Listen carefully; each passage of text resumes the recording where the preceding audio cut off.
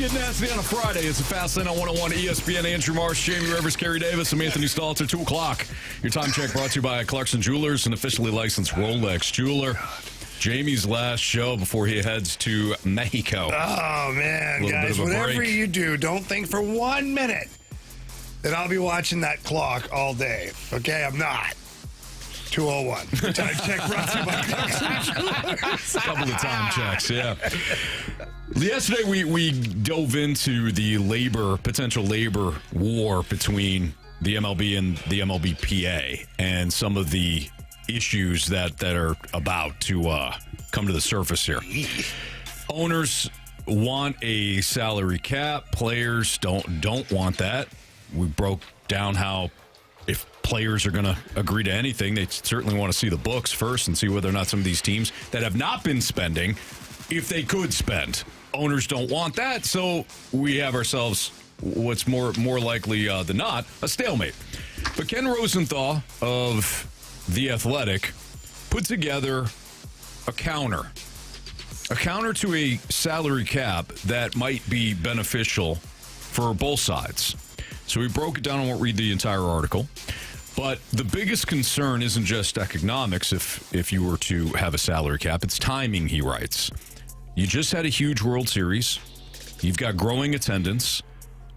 Is benefiting from rule changes. Baseball is benefiting from rule changes, the pitch clock, etc.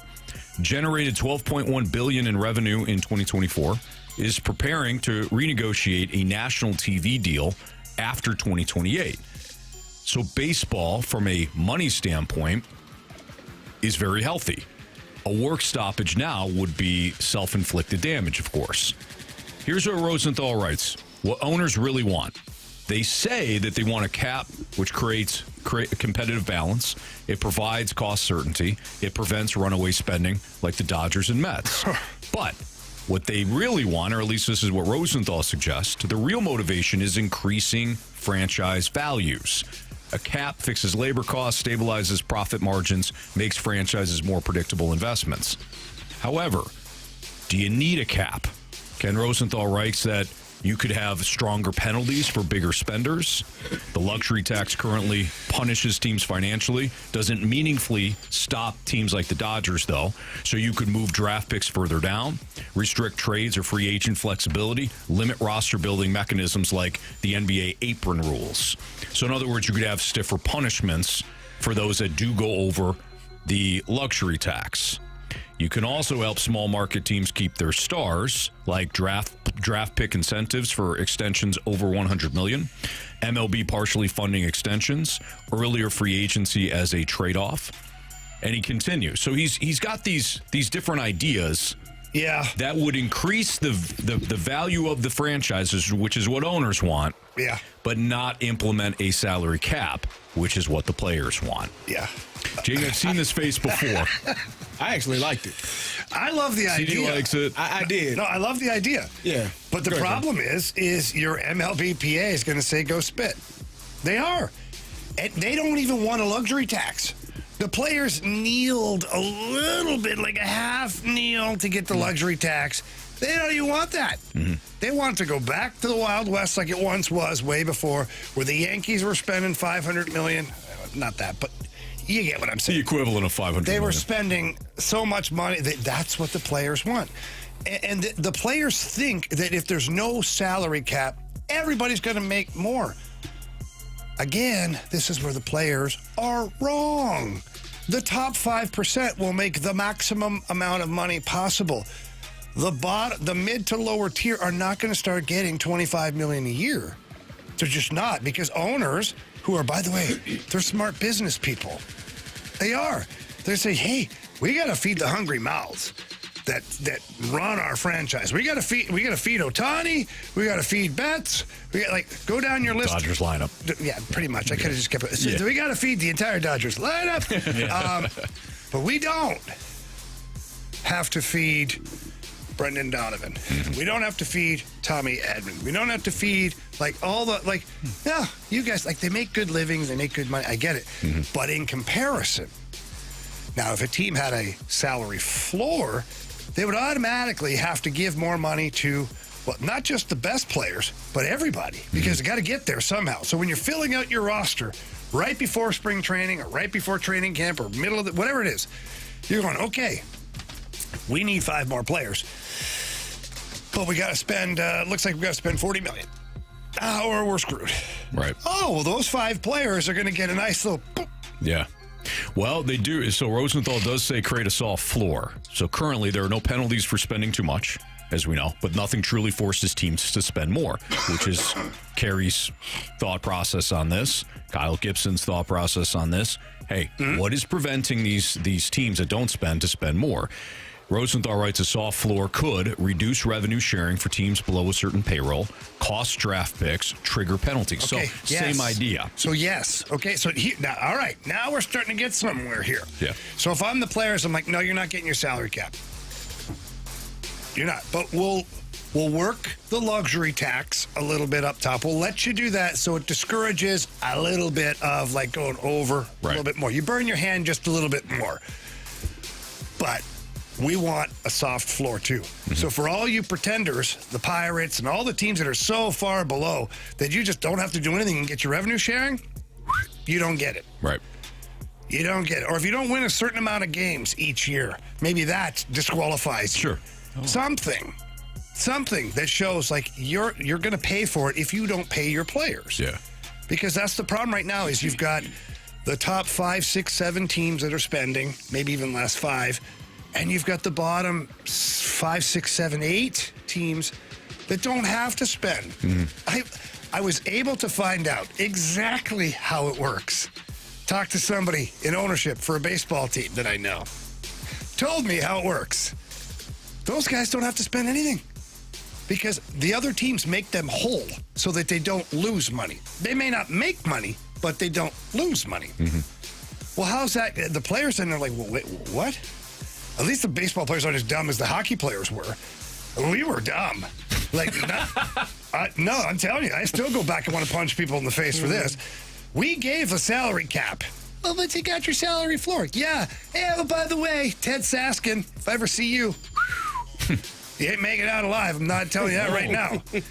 Maybe delete that. Allegedly. He convinced all the top dogs who were, by the way, like 37, 38, 39 at the time, we're going to throw an escrow in there. It's a sign of good faith to the owners that if they don't make money, well, the players will pay their debt. What? Say what? So you're going to go gamble at the casino, per se, because that's like signing free agents. And if you lose, don't worry about it. We'll make you whole. Yeah. Baseball, don't do that. Don't do that. So when I'm looking at this piece from Ken Rosenthal, it seems to me that this is mostly geared towards the owners. That a lot of these things, I mean, in terms of what they would have to give up, the saying that, the salary floor, you would actually have a salary floor. It create penalties for the big spenders, so the teams that are spending in the top 5, top 8, if you continue to spend over that, you're going to be penalized. Eliminating or trying to remove the deferred contracts, which has helped some teams because they're able to sign a player for more money and just push that money off till 10, 12, 15 years down the line. So for me, this all sounds like this is geared towards the owners. I haven't seen anything, and maybe you can correct me if I'm wrong, where the players would be like, no, we don't want that. Because this feels like it's something that each ownership group could have. You could have some that are mad about certain aspects of it, and you have some that are happy about some of it. So it also talked about the giving small markets help by if they extend their own players. Yeah. If you extend your current players, maybe the MLB kicks in on some of that money to help extend those players, to keep the smaller market players in that smaller market so that your team does not become a feeder program for the Dodgers or the Yankees or the Red Sox or whomever. So for me, and Anthony, you read it as well. You can correct me if I'm wrong, but I didn't see anything where the players are like, well, we don't have anything to do with that, because he's not mentioning a salary cap. That's the premise for, in my opinion, where MLB players are like, no, we're not even having a conversation about that. There's no reason for you to even, if you want to talk salary cap, we shouldn't even meet. Like, let's put that out there right now. I believe that's in the best interest of the players. People can disagree if you want to. Now, if you want to talk salary floor, well, let's sit down and talk. Right. But if you come into this meeting, I don't give a damn if you mention ball cap. We're not going to have a conversation. No caps allowed. No cap, as the kids say. No cap. No cap. No cap, Carey. We're not going to do it. So, reading this, I actually liked some of the ideas because it feels like it puts the onus on the ownership to get it correct. No big spenders, salary floor. We're going to make sure that the small market teams get some help and assistance, and the revenue sharing. We're going to figure out that as well. That's all owner related. Where are the players? Because owners aren't going to go into a meeting just amongst themselves. Right. They're not going to negotiate against themselves. No. They're going to have something where they're talking to the players. Okay, we'll put this on the table if you put that on the table. But again, if I'm a player, we ain't talking about no salary cap. So let's not waste our time. Yeah. Let's not waste our money flying, meeting, spending money on food. Let's not even do that. So what else do you got that is going to make me sit down at the table? Else, right? Then there's not going to be any baseball. I agree. Ken Rosenthal, first of all, great job by him, because that's what it's all about. Is the union and the ownership group should be doing exactly what Ken Rosenthal just did. Presenting a bunch, here's a myriad of options. Yeah. Which ones do you hate? Let's eliminate those first. Hate this. Okay, great. Which ones do you kind of like? I like this one. Okay, let's talk now. Right. Because the players do not want a salary cap. They want a salary floor. Because they're greedy, as they should be. That's how it works. Yep. So, because the owners are, if we can call the owners greedy, we can call the players greedy. When in negotiations like this, that's the way it works. Sure. And I don't fault either side. But what I'm saying is, if you want the salary floor, if you're the players, the owners are going to say, well, you got to give us something at the top. Because if we're going to pay more guys more money on average down here, we can't keep paying 40, 50, 55. Sounds like a you problem. Some of this. It is, but it's not, because half of your union can't go a full year. They won't make it. It's true. Without That's being true. paid. So, by the How way, selfish are we? And we're going to put it in the media, by the way, that you three are the ones that are stalling the negotiations. Well, that's not true. Prove it. Right. That's when it gets ugly. Yeah. I don't think it's going to be. But what I'm Again, saying, I don't think there's going to be any baseball. Both sides, but that's dumb. Both sides. Like, I've done so many negotiations for business, not at this level. Don't even pretend to know what that's like. But I have been a part of this in my own negotiations with the union and the league. It is the dumbest thing you can do is have a work stoppage on both sides of the equation. The players lose money. The owners lose money. I know, well, they've got plenty of money. Anytime you lose $1 as an owner, you don't like it. You don't. Well, with that being said, like, could a lockout kill Major League Baseball? That I don't know. It's I know. tough. You we'll mentioned have to just bring steroids back and let them hit bombs for one summer. I mean, well, Jamie's saying that tongue in cheek, but he's not wrong. Well, that's what happened, though, right? Exactly. That's exactly what happened. But you mentioned, the article lines it out where it's not like there's not money within the game of baseball. Like, they have money. Right. But I wonder, from just like people being interested in the game, like when I hear all this lockout stuff, honestly, it's kind of a huge turnoff. A bunch of millionaires arguing over money. It's terrible. Millionaires versus billionaires. Over a game that I love, but the same team keeps winning. Can you alienate your fan base anymore? So let's just take St. Louis, okay? Never mind every other market. Let's take St. Louis. I love this city. I love it because it's blue collar. People stand up for themselves, they work hard, and you have to earn their dollar. Why the hell would I be? Like, screw this. I'm not doing this. These guys, the DeWitts, because they'll go right to the DeWitts, are fighting with, the players. These guys make more money than I've ever seen in my life. Yeah. Well, that is. So how can you relate? You can't. Well, that, honestly, going back to like when Gibby called in and all that, he was arguing about like the owners from an owner standpoint. I didn't disagree with anything. I'm coming from it from the fans' perspective. I want competitive balance from a fan perspective. I don't care how you get there, by the way. Salary cap, no floor, all that. I don't care. I want to see competitive balance because if I'm a Jacksonville Jaguars fan, my team is going to have a shot. They didn't make the playoffs last year. Made the playoffs this year. If I am a Colorado Rockies fan, I got no shot. No. Now, is that because of bad ownership or cheap ownership? Or reluctance? Yeah, who knows? I don't care how we get there. I just know that in other sports that do have a cap, even if I like a bad team, there is still things in place where eventually my team could find its way to the playoffs. In baseball, good luck, man. So here's another wrinkle to this. How do we differentiate owners and ball clubs that don't spend as much as other teams do versus the owners that just in the ball clubs that just aren't smart, right? Like I look at the Brewers. The Brewers are a very smart organization. They're not spending with the top dogs, but they're smart, right? You have the same rules for everybody. You start there. That's a great question, Marshall. Everybody's got to start with the same. You had the same starting point. So if you're stupid as an organization, that's on you. Right. But handing the Dodgers a TV contract where they don't have to invest and they still didn't have to do that. They still rake. I don't understand why they did that. That doesn't make any damn sense to me. So you start there. Everybody's got the same starting point. All right, it's Fastlane on 101 ESPN. Trinidad Chambliss, the Ole Miss quarterback, was granted, I think, a 20th year of eligibility. That was, what's his name? Montana State. Carson Beck. Oh, that's 8 years. Yeah. Either way, Trinidad Chambliss, court ruled that he can go back to Ole Miss. He granted another opportunity to play for the Rebs next year. Seriously? Is college eligibility getting completely out of control? We'll talk about it next on 101 ESPN. The negotiations were short.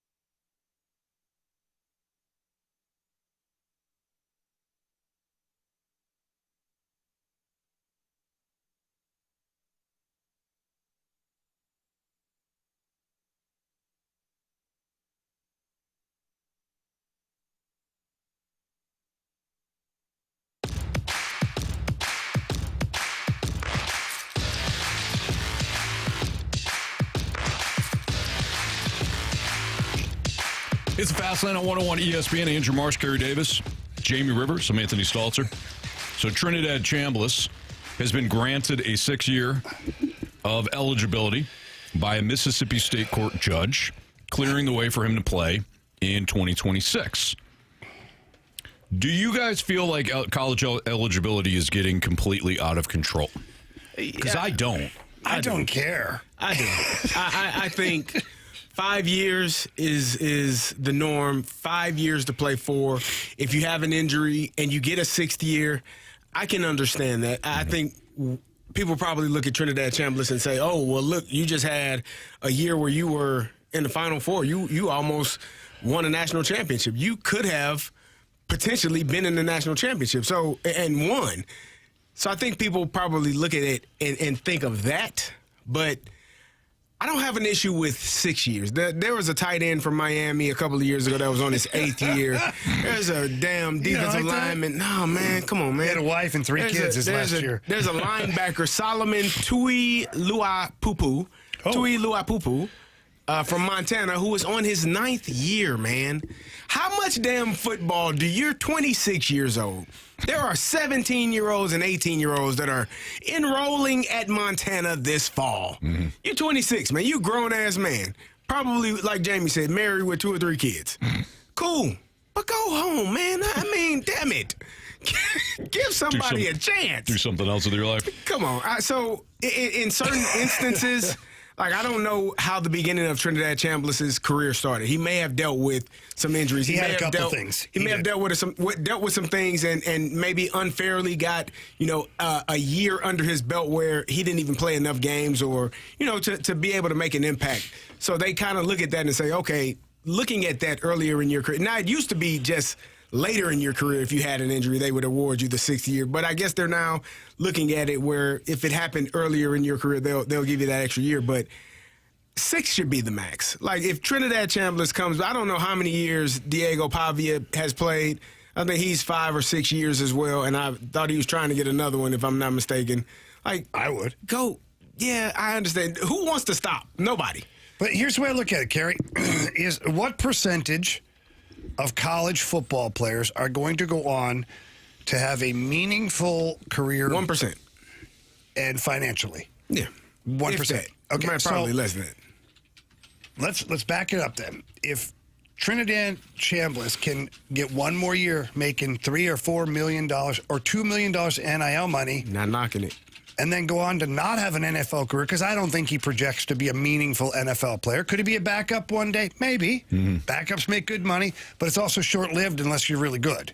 A lot of the backups were high-end picks that just fizzled, and we know the routine there. But he may not make real money in the NFL. So why not let him make money playing collage? I'm not knocking. Like I said, I don't know. I'm sure he may have had an injury earlier in his career. If college football is going to allow, what do I care? I just think, well, for me, you got other guys. You're taking a roster spot for one, and those other guys can play 8 years too. No, God, we'll never. Well, this feels like back in the '90s when you used to watch those Big East players. You know, ain't this his sixth year basketball and Big East basketball players? Like, how many years has he been here? Right. Why is he still in college? I get that. That's what it feels like to me. But so you think you should cap it at 6? I don't know. With that. I don't know why you would need 7 or 8 years of college Carey, football. I'm okay with that. 2 football careers worth. I don't know why you would need that. But again, if you're injured, you get 5 years, generally speaking, 5 to play for. But if you dealt with an injury, in most of the time they give you an extra year, give you that 6th year to play one more season. Could there be an asterisk? Like if somebody has an injury again? No, I don't think you should. At that point, man, just retire. Okay, but what if they don't want to retire? It's easy for you to say. You're already retired. Nah, I am. Try to tell Carey retire Davis at some point. No, hang on. Let's go back. Little hot tub time machine, okay? Let's go back to University of Illinois. Let's say things don't go the way you want them to go the first couple of years. You're going to tell me Carey Davis. You're going to tell that Carey to just pack it in? No, I'm not. I'm going to fight for it. Exactly. But I probably was a player that could have got a 6th year. Had I told you yesterday about when I was pulling the pick line out of my arm, like I couldn't play for 3 weeks, and then when I got back, I wasn't right for the next 4 or 5 weeks. So looking hindsight being 2020, I probably should have sat out and got a 6th year. I didn't. I played, but that was my decision. Just looking at it, man, I just feel like at some point, like I understand the dream but what are we doing? Like, what are we doing? Let the kids play, Carey. Let the kids play. You know, that's the way I look at it. The problem is, he ain't no damn kid. He's 28. He's somebody's kid. Let the man play. That's like me being in college and playing some sport right now. Marshy, do you have a mom? I do have a mom. You're somebody's kid. Let the kids play. Oh, God. At some point, you need to grow up, though, right? Oh, wow. Coming from you, eh, Marshy? What? He's almost 30. He's almost 30. I'm almost 30. Why are you He looking at Carey knows. when you said that? He's probably looking at you. What? Anthony, your thoughts? So, all right, here's my thoughts. Fire up chips. Fire up chips. So when it comes to the extreme cases like Trinidad Chambliss, I'm with you, Carey. I mean, six years. I think that's a problem, especially for quarterbacks. You know, if you've played, I mean, we used to talk all the time about was it the Bill Parcells kind of quarterback chart and some of the traits that he wanted out of quarterbacks. It like as many games as possible in college was one of them. More experience, you transition to the NFL. Maybe you're not a deer in the headlight when you first enter, especially when you're playing for a bad organization like the Jets or somebody. I don't think that's necessarily a bad thing.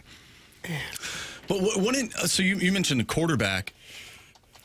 Wouldn't NFL teams want a younger quarterback for time purposes? Like if you get a 28-year-old quarterback and then you get him on a rookie deal, let's say it's 4 to 5 years. Mm-hmm. That might be all you get. Yeah, and that doesn't guarantee that they're going to be good. Chris Weinke wasn't good, neither was Brandon Whedon. Both of those guys played baseball and then went to college and then got drafted. And I won't say they weren't good, but they weren't franchise quarterbacks. Right. So I don't know that being an older quarterback necessarily makes you a better, No, it doesn't. But I do think more experience for the guys that can play at that level, the NFL, is not a bad thing. Yeah. Because we could go the other way, too. Trey Lance has bounced around. He didn't have enough experience. Mm-hmm. He's been bouncing around. I mean, how many other quarterbacks come into the NFL, they're not ready to take over for a bad franchise, and they have 12 to 13 starts under their belt. They're not ready either. Yeah, I agree. We get a text from the 314. Let's not kid ourselves and call it college sports. Yeah, okay. That's a different I get it. For the conversation. We can say that the moment they start paying them. Right, they're professionals. They're pros now. Yeah, it might as well be called the minors. Right. Well, there is no minor league football. Well, they do now. I guess, yeah. I agree with the texter. We are getting into semantics, though. We're still going to be calling it college because that's what everybody can understand. All right, what's trending? Hey, quick question. I don't mean to interrupt. It just popped in my head. I want to get an opinion on you guys. I know it's not in the rules now, because I just said minor league football. Like, they don't have a minor league system we've been talking about forever. What if the NFL could draft a player and send them back for year 5 or year 6 of eligibility? No. Like what the NHL does? Yeah. Why not? You don't pay him. The NFL sends him back. He gets his NIL money. Just to have More his reps. rights. Like, you don't think, what's his name? Trey Lance? You don't think Trey Lance would like to go back and get more reps at college, being drafted to the NFL? Look, it's ruined him. Who's paying him? I'm asking, like, the college would pay him NIL. The NFL owes him nothing. But they have his rights. So when he turns pro, he's a Lion. He's a Packer. Like Jimmy Snuggerud. It's not like the Blues were paying Jimmy Snuggerud while he was at Minnesota. No. Feels dirty. What? The NHL has the same model. Those are NHL players, Jamie. You know what I mean? Those are NHL players. Feels dirty. I don't know what to do. Yeah. You know what? Just go to break. Yep, that's what I was trying to do. All right, what's trending is next on 101 ESPN.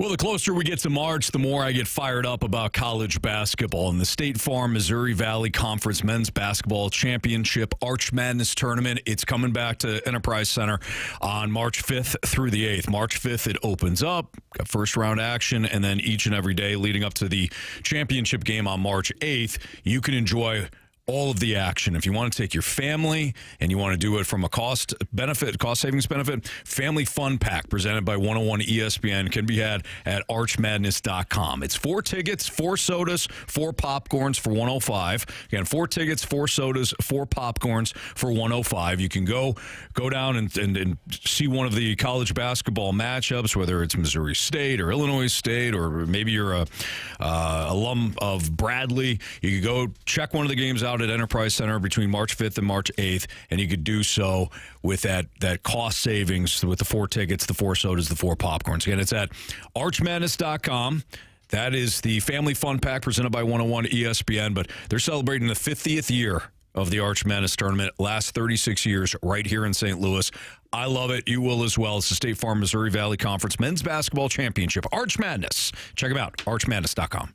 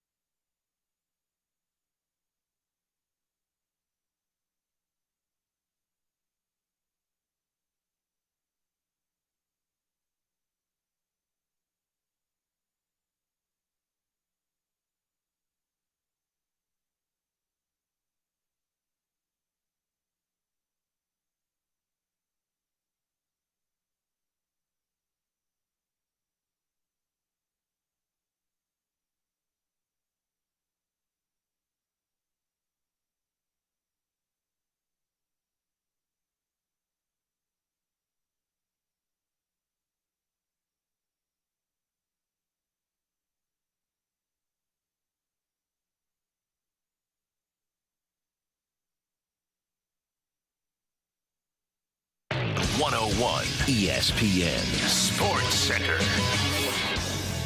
I'm Andrew Marsh. It's time for a Sports Center update brought to you by Saliga Heating and Cooling. We're going to talk some hockey today with Jeremy Rutherford, our Blues insider with The Athletic, as well as Joe Vitale. We'll be joined by JR at 3 o'clock. Joe Vitale a little bit later in the show at 5:15. Speaking of hockey, the United States women's team is taking on Italy right now, and the Canadian men's team going up against Switzerland. But before we get into some hockey and the rest of the show, we're going to dive into what's trending. I'm Andrew Marsh, and the Sports Center update is brought to you by Saliga Heating and Cooling, a Daikin heating and air conditioning dealer.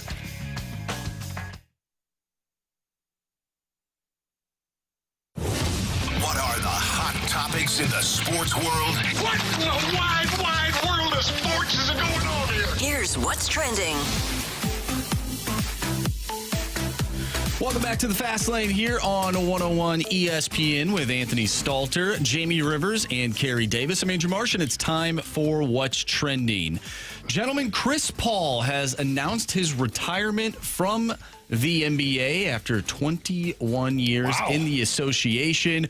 Carey, I have a question for you. I know you're fond of the association. Yeah. Maybe not so much the Lakers, but you're a Golden State Warriors guy. Yeah, man. My question for you is, what do you think Chris Paul's legacy would have been if the NBA did not nix that trade to Los Angeles? They definitely win a championship. The one thing I think Chris Paul probably missed in his career, got to an NBA Finals, lost to Giannis when he was with the Suns a few years ago. But I was listening to Stephen A. Smith on the drive-in and then a little bit while we were in the office, and he kind of broke down that whole ordeal where when the Lakers, so he was with the New Orleans, I don't know if they were the Hornets or the Pelicans at the time, but they didn't have an ownership. They didn't have an owner. So essentially the NBA was the owner of the New Orleans team at that time. So the trade was requested and the Lakers were going to get Chris Paul and not have to spend any money and like make more money and not have to utilize any draft picks to send back. And Dan Gilbert he sent the letter to the commissioner, David Stern, at the time, and said, hey, man, this is completely unfair. There's never in history been a time where a team got the best player and didn't lose any money or any draft picks. What the hell are we doing? You shouldn't be making this ruling. And essentially, the ruling went the other way. The trade was nixed, and Chris Paul eventually became a Clipper as opposed to a Laker. But that would have changed the trajectory of, Kobe Bryant. The LA Lakers would have had a few more championships. Like they just, it would have been a really special thing for the Lakers if Chris Paul would have been there because, Chris Paul is probably one of the greatest point guards to ever play the game. So you get that guy on a roster with Kobe Bryant. Good luck to the rest of y'all. Yeah. And he did some, he was doing God's work with the Clippers, and nobody expected the Clippers to be guy. He was there. He did his damn thing. So you put him on a team with the Kobe Bryant, and then they eventually got Dwight Howard. Like that team would have been really special. So I think it's unfortunate that, that trade was nixed, but Chris Paul still, top 3 to 5 point guard of all time.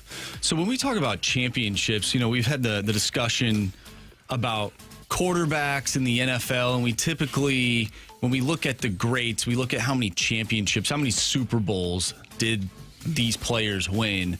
Do you feel like it's even it's a bigger discussion when it comes to that with basketball?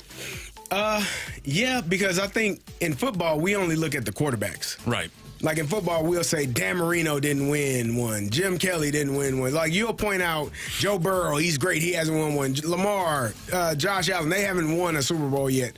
In basketball, it's not like you just look at the point guard. You look at the best player on that team, Charles Barkley, Patrick Ewing, Chris Paul. Like you can name a number of guys, Allen Iverson, like that are Hall of Fame talent, that are Hall of Famers that never won a championship.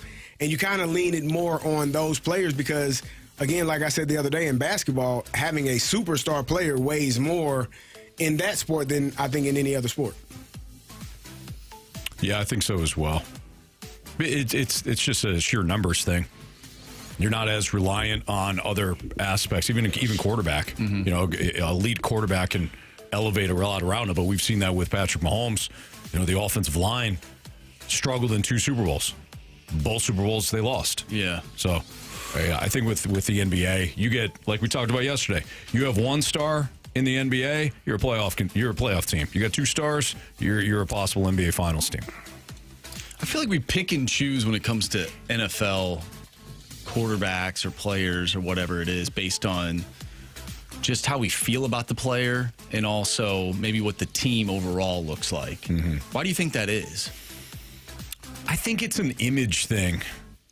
Like Aaron Rodgers won 1 Super Bowl, but Aaron Rodgers played a certain style that I think everybody fell in love with, and therefore they kind of excused the fact that he hasn't won another one. Yeah. Whereas Peyton Manning, he plays a style that is so cerebral that we're almost like, win another one, dude.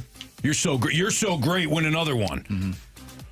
Patrick Mahomes plays a style I think that a lot of people enjoy. Whether it's throwing left-handed or he's dropping down. I think it's a style thing to some degree. You're not going to win a Super Bowl if you don't have an elite defense. I don't give a damn what you think. Who do you think the worst defense? Why are you so angry? No, I'm just saying. What do you think the worst defense was to win a Super Bowl? The worst defense? Oh, I'd have to look at it, man. Like, I know the 2019 Chiefs, the one that beat the 49ers, Mahomes first. I think that was still a good defense. But that defense played better in the second half. I remember having conversations about whether or not the defense was going to cost Mahomes and the Chiefs an opportunity to go to the Super Bowl. In my lifetime, hell, I don't know. We go back. Let's see. Would you consider the Saints defense elite? No. They played really well. I think they were in that game. opportunistic. I remember watching that game. Those guys were killers. I think that was a different year. I remember watching that game. What? No, that was us. They weren't killing them. They were just hurting them real bad. A lot of football's violent, man. It's physical. I remember watching that game, and I remember Peyton Manning. They had to call the timeout. Like, I think it was the second quarter or the third quarter. And I'd never seen him flustered like that. And I'm like, oh, they're going to lose. Like, it was something with the defense. Normally, Peyton dictates the pace. And he can, audible change it. He's like, they got to delay a game. I don't think it was a timeout. He actually got to delay a game. I had never seen, they're going to lose this game. Couldn't figure it out. He's about to lose. Yeah. There's no way. But maybe that team was not. I mean, you think about the Giants teams that won. The defensive line was elite. Those were great teams. The Denver team that won, hell, they won because of their defense. Yep. Peyton was just along for the ride. If you think about it, you have to have at least an above-average defense because of the way the sport of football is played. Like in hockey, if you the Oilers still haven't won a Stanley Cup, by the way, but they've gotten to the final 2 years in a row here now.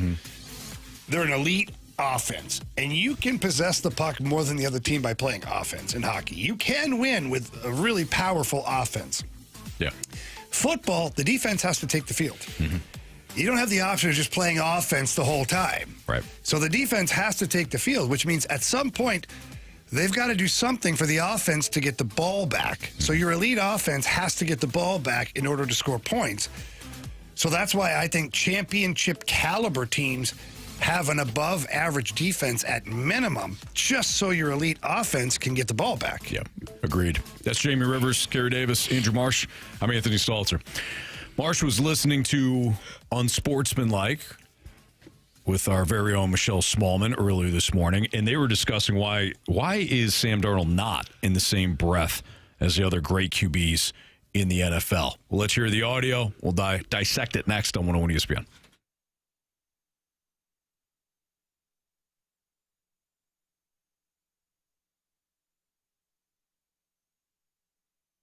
If you're thinking about selling your house anytime soon, right now might be a great time with the beautiful weather and all that. People are maybe out house hunting right now. But either way, right now, talking to Gloria Lou is a perfect time because inventory's low. Everybody always lists their home in spring or early summer. List it now. Get more eyeballs on your product. And another way to get eyeballs on your product, call Gloria Lou with your home sold guaranteed realty. She's got 24,000 buyers in waiting, which means the moment she lists your home, people are looking at it right away. And you might get a bidding war. Who knows? I do know this, that she's going to get you the most money possible for your home, and she's going to sell your home quickly. And that's what we want, the most money and get to the closing table. And that's what Gloria Lou does for all of her clients. She's been doing it for over 20 years now in the St. Louis and St. Charles area. There is nobody better, but you do have to pick up the phone, and you got to give her a call. Her number is 314-325-6888. Again, 314-325-6888. Or you can always visit GloriaHasTheBuyers.com.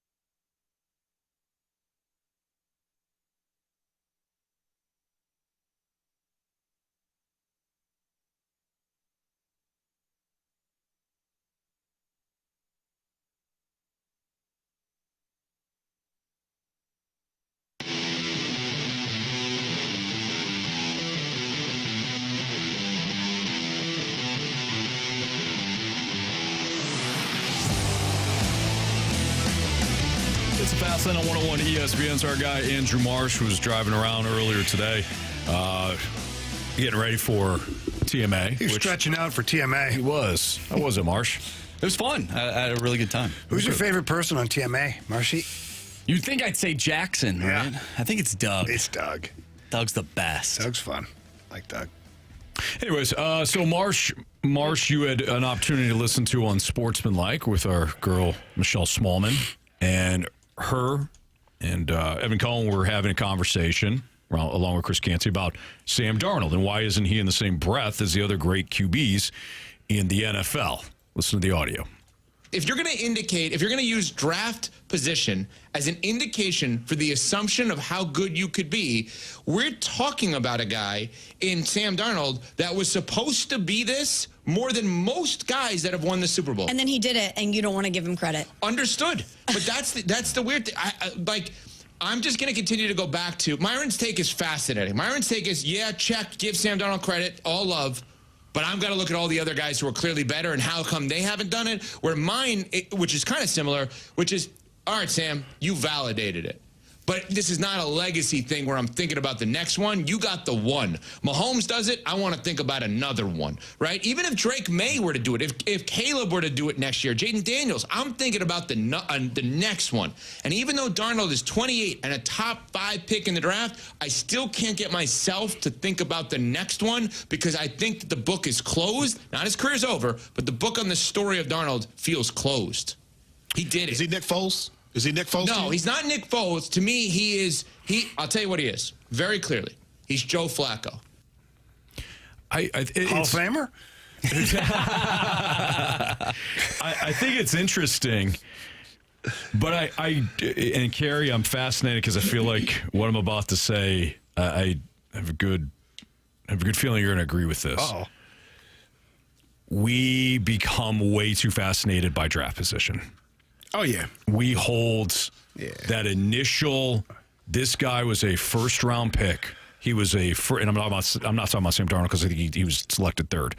But, he was a top overall pick, or he was a top 5 draft pick, or he was a top 10 draft pick. The expectations are through the roof, and therefore everything then goes back to what your draft status was. So with Sam Darnold, he was the number 3 overall pick. He should be held in the same regard as other top 5 or top 10 quarterbacks, but he's not, and that's the point of their conversation. And why isn't he? Well, because he bounced around. I agree. Yes. He didn't have the same path. Yes. Yeah, his path is different. Like if he did this for the Jets and he's been with the New York Jets his entire tenure, you might say way different. You might say, well, yeah, he is. He's had a hell of a career thus far. Can't wait to see what the next 5 to 7 years look like and see where he fits in terms of the rest of the great quarterbacks of all time. But the fact that he's bounced around, he's been in multiple places. This is his 5th team. Last year was his first year having, I think, what some would deem a really successful season, both in terms of stats and how well his team played. Like, you hadn't had both of those happen for him in a season. So that's why you don't look at him or talk about him in that regard, because of his path is much different than a normal third overall draft pick, a top 5 pick. Most of those guys are on their second contract with their first team. They don't have to go to 5 teams to finally figure it out and get paid handsomely. So that's why, in my opinion. Yeah, I agree. It's almost like we labeled him a bust, and the media and fans, we labeled him a bust. So he wins the Super Bowl after bouncing around a little bit. Well, it's almost like you can't ever go back to being elite. You're a bust. The best you can do is like, wow, reclamation project. Good for you. Good for you. Pat on the back. Yeah. You validated like what he said. Yeah. And I'm not saying it's right, but again, we over-evaluate based off of first impression. Where were you selected? Did you have initial early success? If you do, Patrick Mahomes, well, you could be a legend. Yeah. But if you don't, Sam Darnold, you bounce around a little bit, it goes back to, good for you, Sam Darnold. Good for you. That's fantastic. You're proud of him. Dude may wind up winning 2 Super Bowls. You're proud of him. Yeah. You did well. You done well. You done well for yourself. Well, nobody remembers what happened, when you were cut all those years ago or let go or removed from, when you moved on from team to team. Nobody thinks about that. But nobody thinks of you as a top 3 overall pick either at this point. Right. No. It'd be like if Zach Wilson were to win a Super Bowl somewhere, But, you don't remember that he was drafted that high? Now, do you think these players, I mean, I would, but do you think these I would be players get an shocked if they did. asterisk because they were drafted by the Jets? I think you get There should be a special category. Yeah, you go to certain Like the certain Perseverance places. Award. There you go. You managed to carve out a career even though you were drafted by the Jets. Despite. Yeah. In spite of. In spite of. Yeah. Yeah. Look at you. You are a champion. You are a champion of life. Yes. You survived that and came out on the other side clean.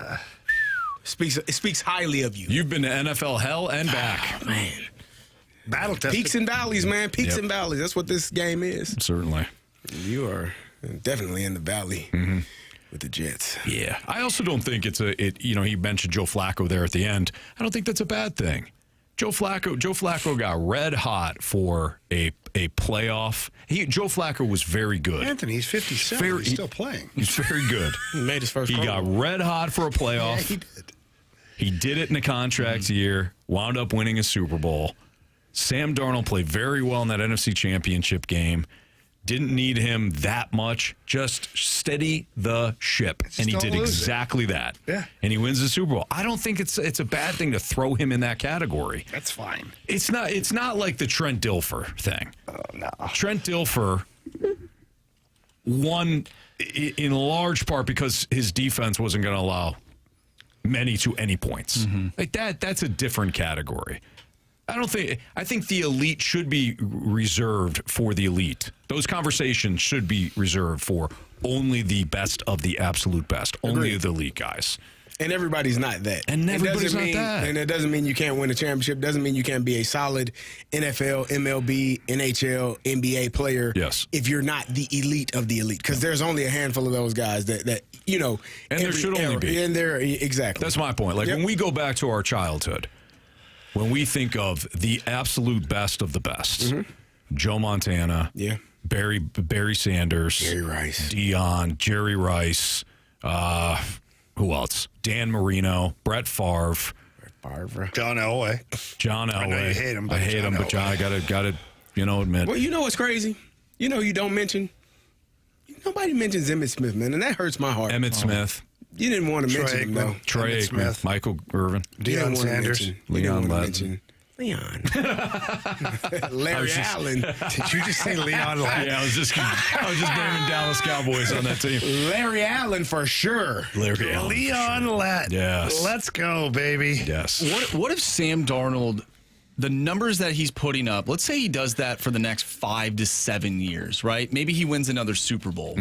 What is the difference between him starting his career out in a not great fashion, but then finishing it with really good numbers compared to a quarterback who we're like, man, this guy's awesome, but the back half of his career wasn't that great? I think of Russell Wilson right now. Yeah. What is the difference? Is it just because they had a spark early in their career? So if Sam Darnold ends his career with the numbers that Russell Wilson had to start his career and a championship, then I think there's a valid argument. Most of that time, that doesn't happen, though. Oh, right. You know what I mean? But you're right. Like, Russell Wilson is front-loaded on his career, for sure. Better team, too. Better team. I just wonder if Better defense.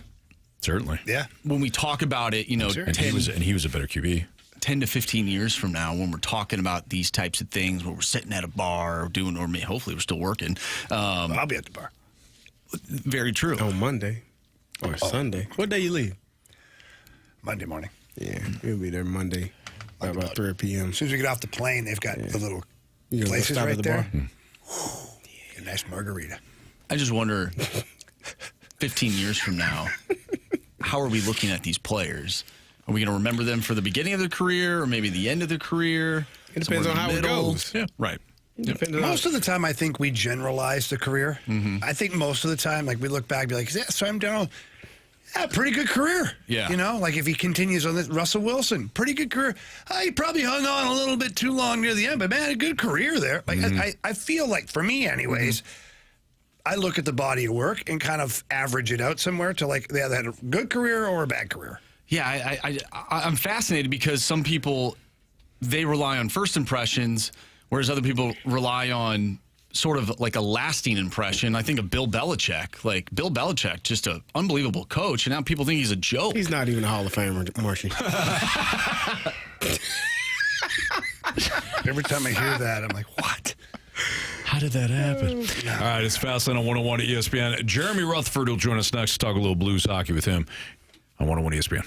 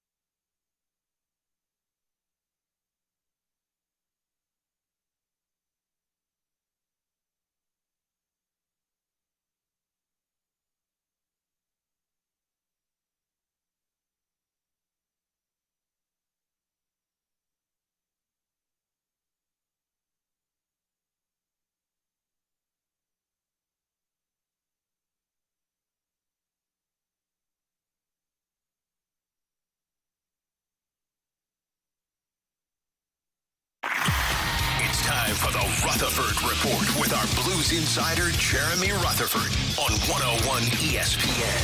JR is brought to you by Evergreen Wealth Strategies, helping everyday people every day. Visit evergreen-ws.com.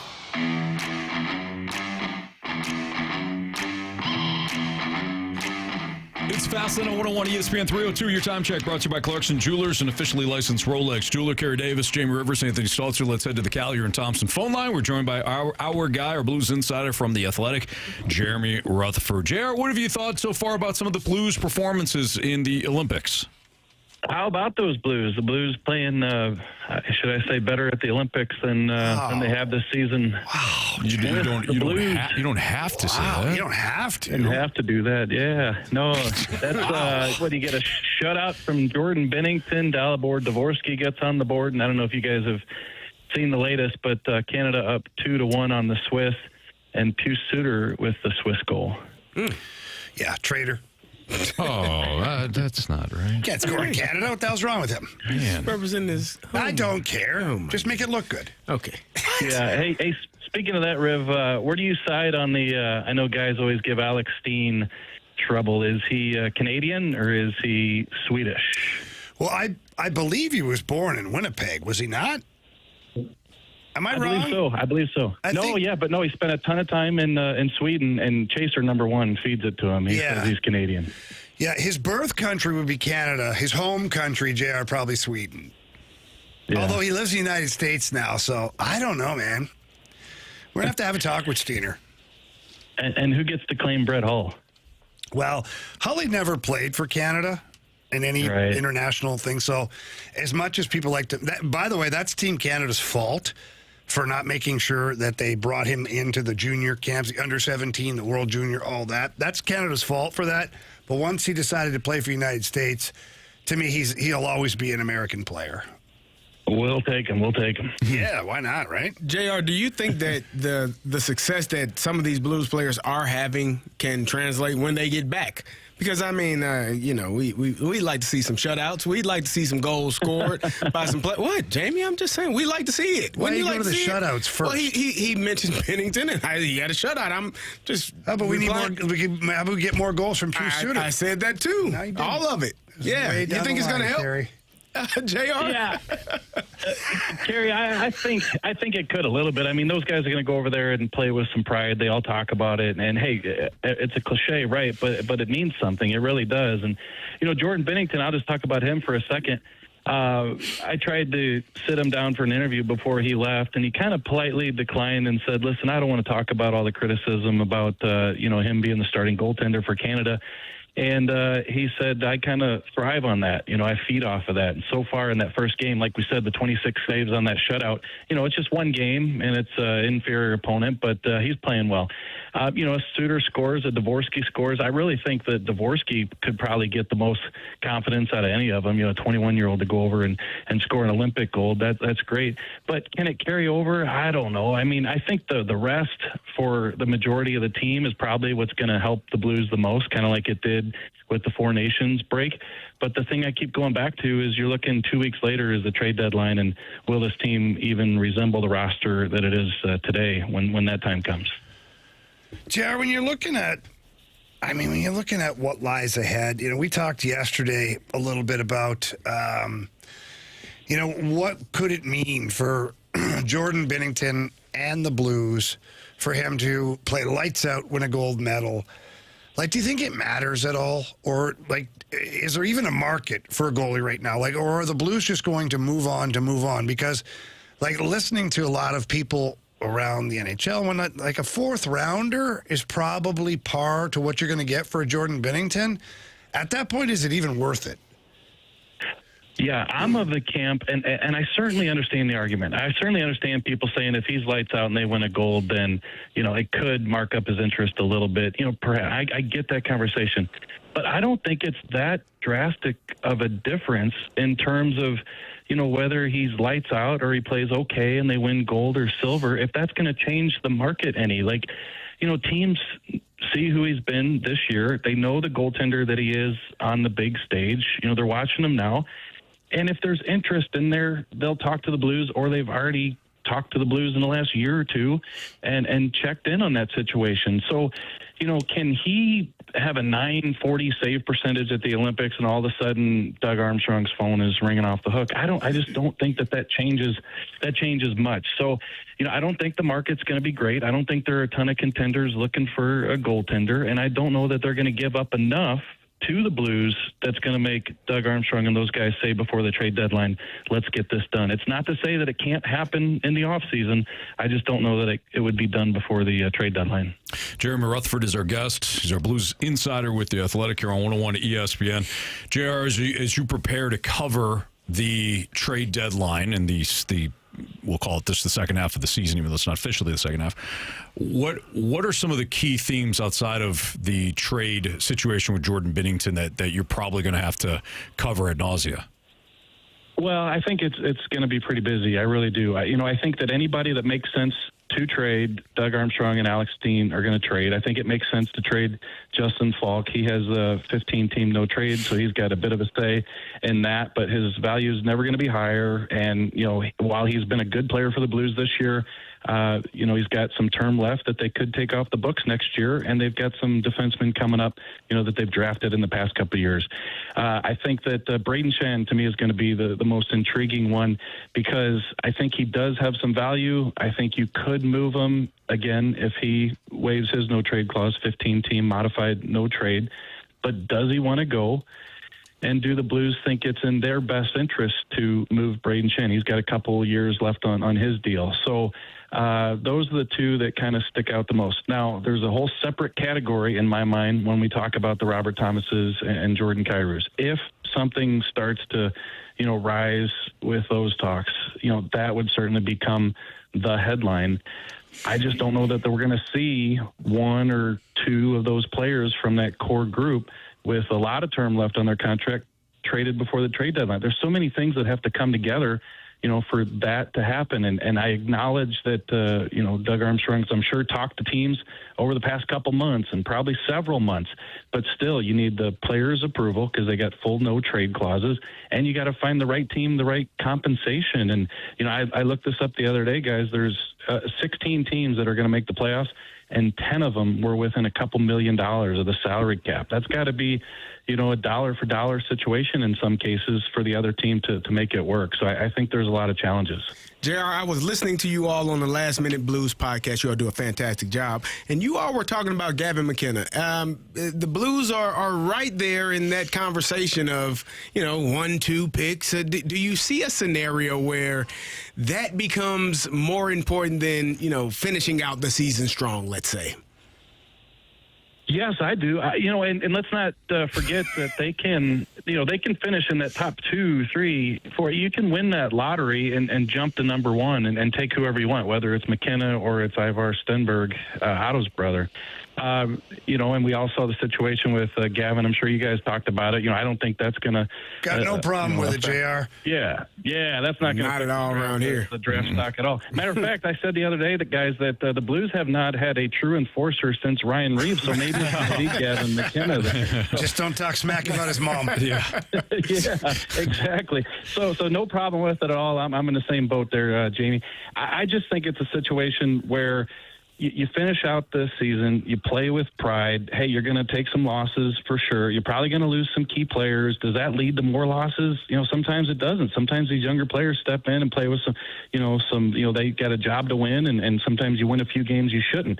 But the bottom line is, yes, Carey, if you can come out of this with a McKenna, with a Stenberg, I don't care if you have a 223 points percentage down the stretch. Like, if you look at all these teams that are competing in the playoffs, they've all got one of those types of players, and the Blues at the moment, quite honestly, don't. And so that would be a huge thing to come out of this season with one of those top 3 picks. Which one would you take? Which one do you value over the other?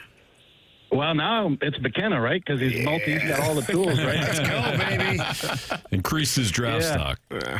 No, it's a good question. They're different types of players. I mean, Stenberg's got a ton of skill. I know everybody wants to fantasize about the Sedin brothers and what that could be here in St. Louis with the Stenbergs. Ivar's got a ton of skill. But you go back to the World Junior Championships, McKenna didn't have a great tournament. I know in some areas, some experts said that, he slipped from the top number overall pick, and now that belongs to Stenberg. I guess I'd look at it this way. If you're a Blues fan and you get one of those 2 guys, this season was worth it. JR, last but not least, what do you think about the waiver pickup of Finner's kid, Jack Finley?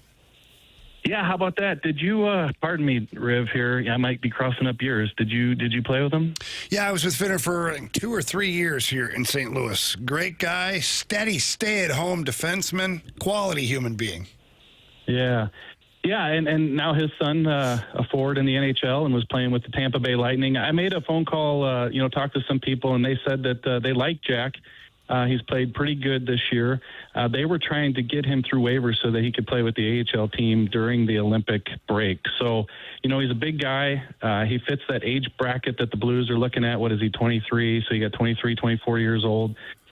He's a former second-round draft pick. And so a young guy with, some talent, and he can come in, and I think he'll probably step into that bottom 6 role. What it told me, Riv, is that the Blues are setting up for something. Like, I know they've got some guys coming back perhaps after the break, and Robert Thomas. I don't think we're going to see Dylan Holloway guys, though. I think, it's a case where he could be shut down. Surgery might even be in the cards for Dylan Holloway with that high ankle sprain, so we'll see. But, you could have a trade that involves an Oscar Sundqvist. You could have a trade with a Pius Suter. So I think, Doug Armstrong and Alex Steen setting up the roster, that there might be some guys moving out, and that allowed them to bring in Jack Finley, we'll see him after the break. JR, great stuff. Continue to enjoy your break, and we'll talk to you again soon. Yep, sounds good. Thanks a lot, guys. All right, thank you. That's Jeremy Rutherford at JP Rutherford on Twitter. It's the Fast Lane on 101 ESPN. Canada. Do we give out updates on Canada? I think people don't care. Okay. JR just did. Yeah, so Canada just scored again. They're up 3-1. What are we doing here? Come on. But I don't know if people are gonna. People want to hear it. I think they want to watch that later. Okay. Carey. All right. You know what I mean? the women's U.S. hockey team playing Italy right now. We are not going to divulge the score. We won't give you an update. Just don't miss it later. Yeah. If you do, it's on you. I'm okay ticking people off. Nah, we don't. But not on this. No, we don't need to do that. Yeah. It's people at work, and I remember like sometimes I wait, get home at night. Like even the other day, I was out to dinner last night with Haas and one of his buddies, Josh, and they had not seen the earlier thing. And one of the hockey games came on at the restaurant we were at, and they're like, "Oh, yes." I'm like, I didn't say anything. I already knew the score, but they were excited. So, Good. You know? Well, we're not going to ruin anybody's No, we don't. Good job. Yeah. Well, You're a good dad. Not on purpose. Thank you, Carey. You're welcome. Real good dad. Really good dad. Took me a long time to get there. It's never too late. Never. It's fast on 101 ESPN. Sam Darnold. Oh, very true. Yeah. Yeah. Should we temper our expectations when it comes to one of the top prospects for the Cardinals? That's next on 101 ESPN.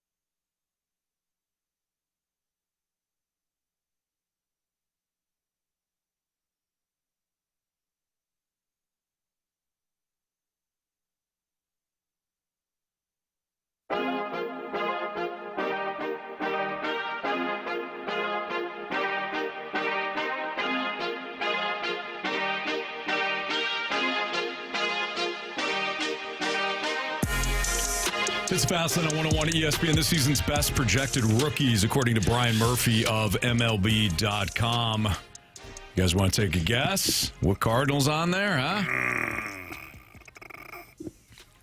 That's right, JJ Wetherholt. Oh, man, yeah. Mm-hmm. JJ Wetherholt. Yep, that's it. Marsh tied for third. JJ Wetherholt. Marsh is on delay. Liam Doyle. He's on delay. No, guys. Doyle rules. I already said it. Doyle rules. I already told you. I already told you the answer. No, but you. No, but Joshua Baez. Marshy's still guessing. Rainier Rodriguez. Oh, man. I'm not guessing. I put it together. Eugenio Suarez.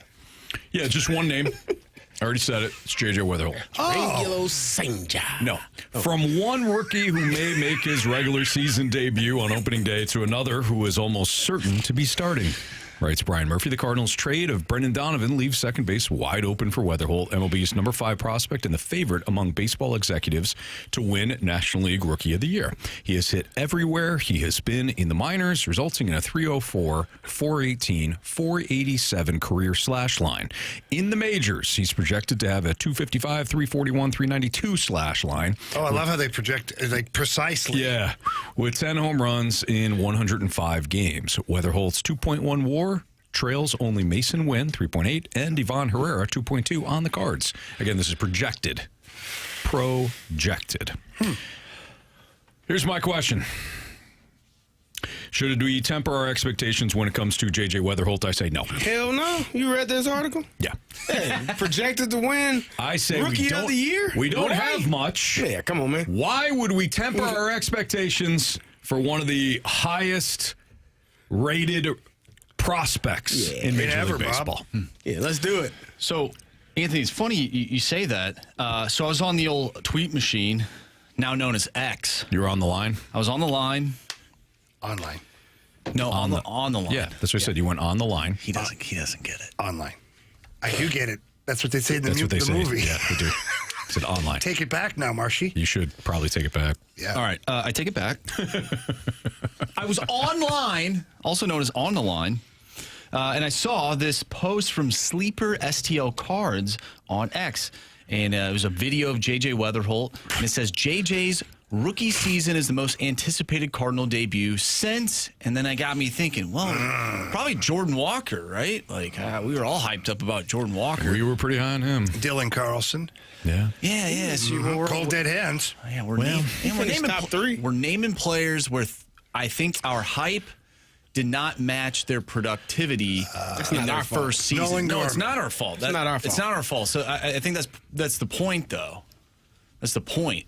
Like, should we temper? Like, let's let this guy just play, man. Like, well, yes, of course, but what's the fun in that? This time it's going to be different. Yeah, I like that attitude. Yeah. Hell yeah. You seen this kid play? No. Me neither, but I heard about it. He wasn't in the lineup when they showed it on TV. Yeah, no. That one I time. heard a lot about it, so Great timing for things. We're gonna go. We're gonna broadcast the AAA game, but it's not gonna have the best AAA player. Make sure you tune in, okay? And buy advertising. Yeah, no kidding. Okay, so if you guys were to say who is the Cardinal that was as hyped as JJ Wetherholt? Is it Jordan Walker? The most anticipated debut? Would it be Oscar Taveras? That's a good one too. Like, we got that one on the text line. Yep. I think that name probably was the most, like, one of the most hyped names that you would. I agree. You would think of coming out of, coming into as a rookie. Mm-hmm. I still think people were hyped about Jordan Walker. I think now that we've seen his career kind of play out so far, I'm not saying that he can't, pull Sam Darnold here by any means, but like, I love how he's the baseline now. He is a baseline. I remember watching him in spring training just mashing baseballs, and I was so excited to watch him. I was hoping that this team would have him in the opening day lineup, and they ultimately did that. I feel like a lot of people did that or felt that way as well. Well, no, listen, we might be splitting hairs here, but yes, I think Jordan Walker, his debut was highly anticipated. I'm talking about like his major league debut, his ability to stay, not just a cup of coffee type thing. But I do remember the anticipation building to watch Oscar Taveras. Right. And then, of course, he came up. I was at the game when he homered off the Giants, and as soon as he homered, the rain fell. It was like this perfect bringer of rain scenario where perfect storm. The hype was meeting, the expectation. So I think he was highly anticipated. I know Michael Walker came up. I don't know if it was mid-season or if it was like May or something. That anticipation was very high too. I remember a lot of people were fired up to see Michael Walker come up. Now, I don't know if I think it pales in comparison to Oscar Taveras and Jordan Walker, but I do remember when Michael Walker was called up, the media contingency alone was Did you feel high. like Reyes felt like, was that more than Walker? No. I wonder if there was the thing with... I felt like the expectation. Not in my opinion. Yeah, I mean, maybe I felt for like you. it was. I don't know. I'm with you a little bit there, CD, because he was always injured. We're like, when the heck is this guy going to come up? Right. Is he ever going to come up? He did. No, he did, yeah. No, eventually. I wonder if position has anything to do with that, too. Like, you mentioned Oscar Taveras. Well, the Cardinals needed an outfielder. Jordan Walker. Right. Kind of needed an outfielder, so they stuck him in the outfield. Whereas, like, JJ Wetherholt was second baseman. Like, we're looking for that right-handed outfield bat. You know what I'm saying? Whereas, like, he's a second baseman. Position player or pitcher? What do you think is more, position player? I think pitcher. People that is more like waiting with excitement? you can't wait to watch this. I think because it's you pitcher. always pitching is cool. But it's important. It's one of those things. It's important, man. You got to have pitching. Don't you? But you're putting. I'm saying it's important. It's important for the game. But when you're talking about like the way you're saying it, though. It's very important. Pitching is probably one of the most important things. Is it fun? Yeah. Watching someone hit the ball really hard, it's fun for you. You don't like Watching Paul Skeens? No, I love he's him, a perfect example, right? But if you had Just trying to ask Paul Skeens or I don't know, Aaron Judge, who would you be more excited to see? Paul Skeens. You just lied through your damn teeth. Well, Aaron Judge. Just to be right. And I'm not mad at you for lying through your damn teeth just to be right. But just know I know you just lied through your damn teeth. Okay, but a position player gets Jamie, gets 3 to 4 at bats, right? Yes. Depending on where they're at in the lineup. Pitcher. Sure. At least give you 6 innings. If you're lucky. Once every 5 days. And you're so excited, huh? And let the anticipation build. Build up. This guy gets Sometimes it. when you build up, it's you better. explode. Yeah, exactly. Yeah. Yeah. Sometimes you do. Hey, Billy Idol gets it. Why don't you? I don't think it's a pitcher. I think it's a position player. That's your opinion, Carey. I think it's and you're case by entitled case. to it, I'm right. even though it's wrong.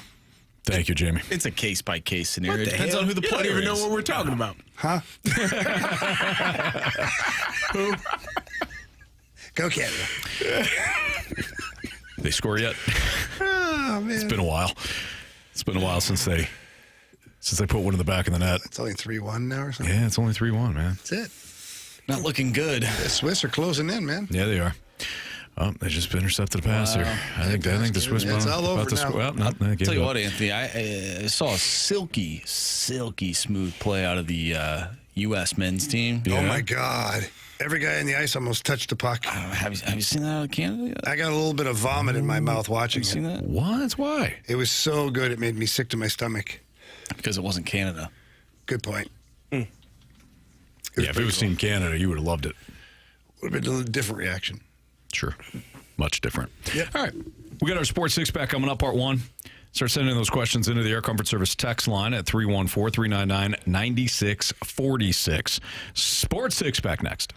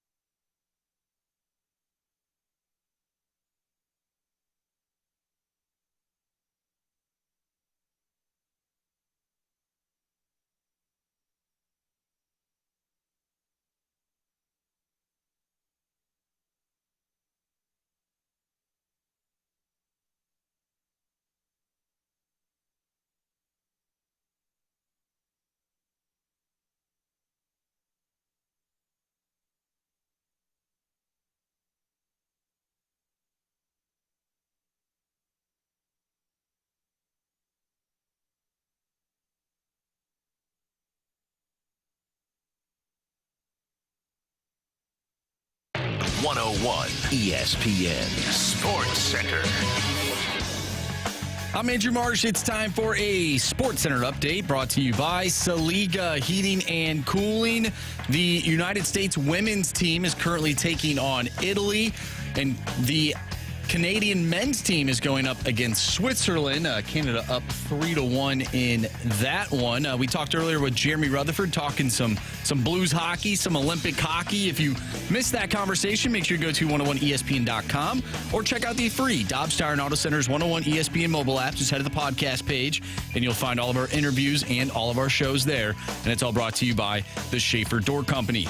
We have part one of our Sports Six-Pack coming up next, so get your questions in to the Air Comfort Service text line, 314-399-9646. We will do part one of the six-pack next. I'm Andrew Marsh, and this Sports Center update is brought to you by Saliga Heating and Cooling, a Daikin heating and air conditioning dealer.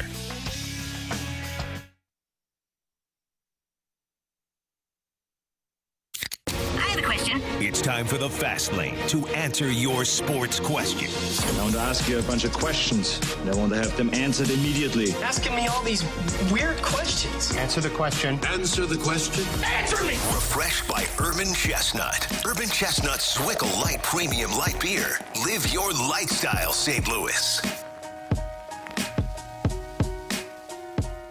All right, time for the Sports Six-Pack here in the Fast Lane on 101 ESPN with Carey Davis and Jamie Rivers and Anthony Stalter. Here's question one from our guy, Andrew Marsh. Question number one.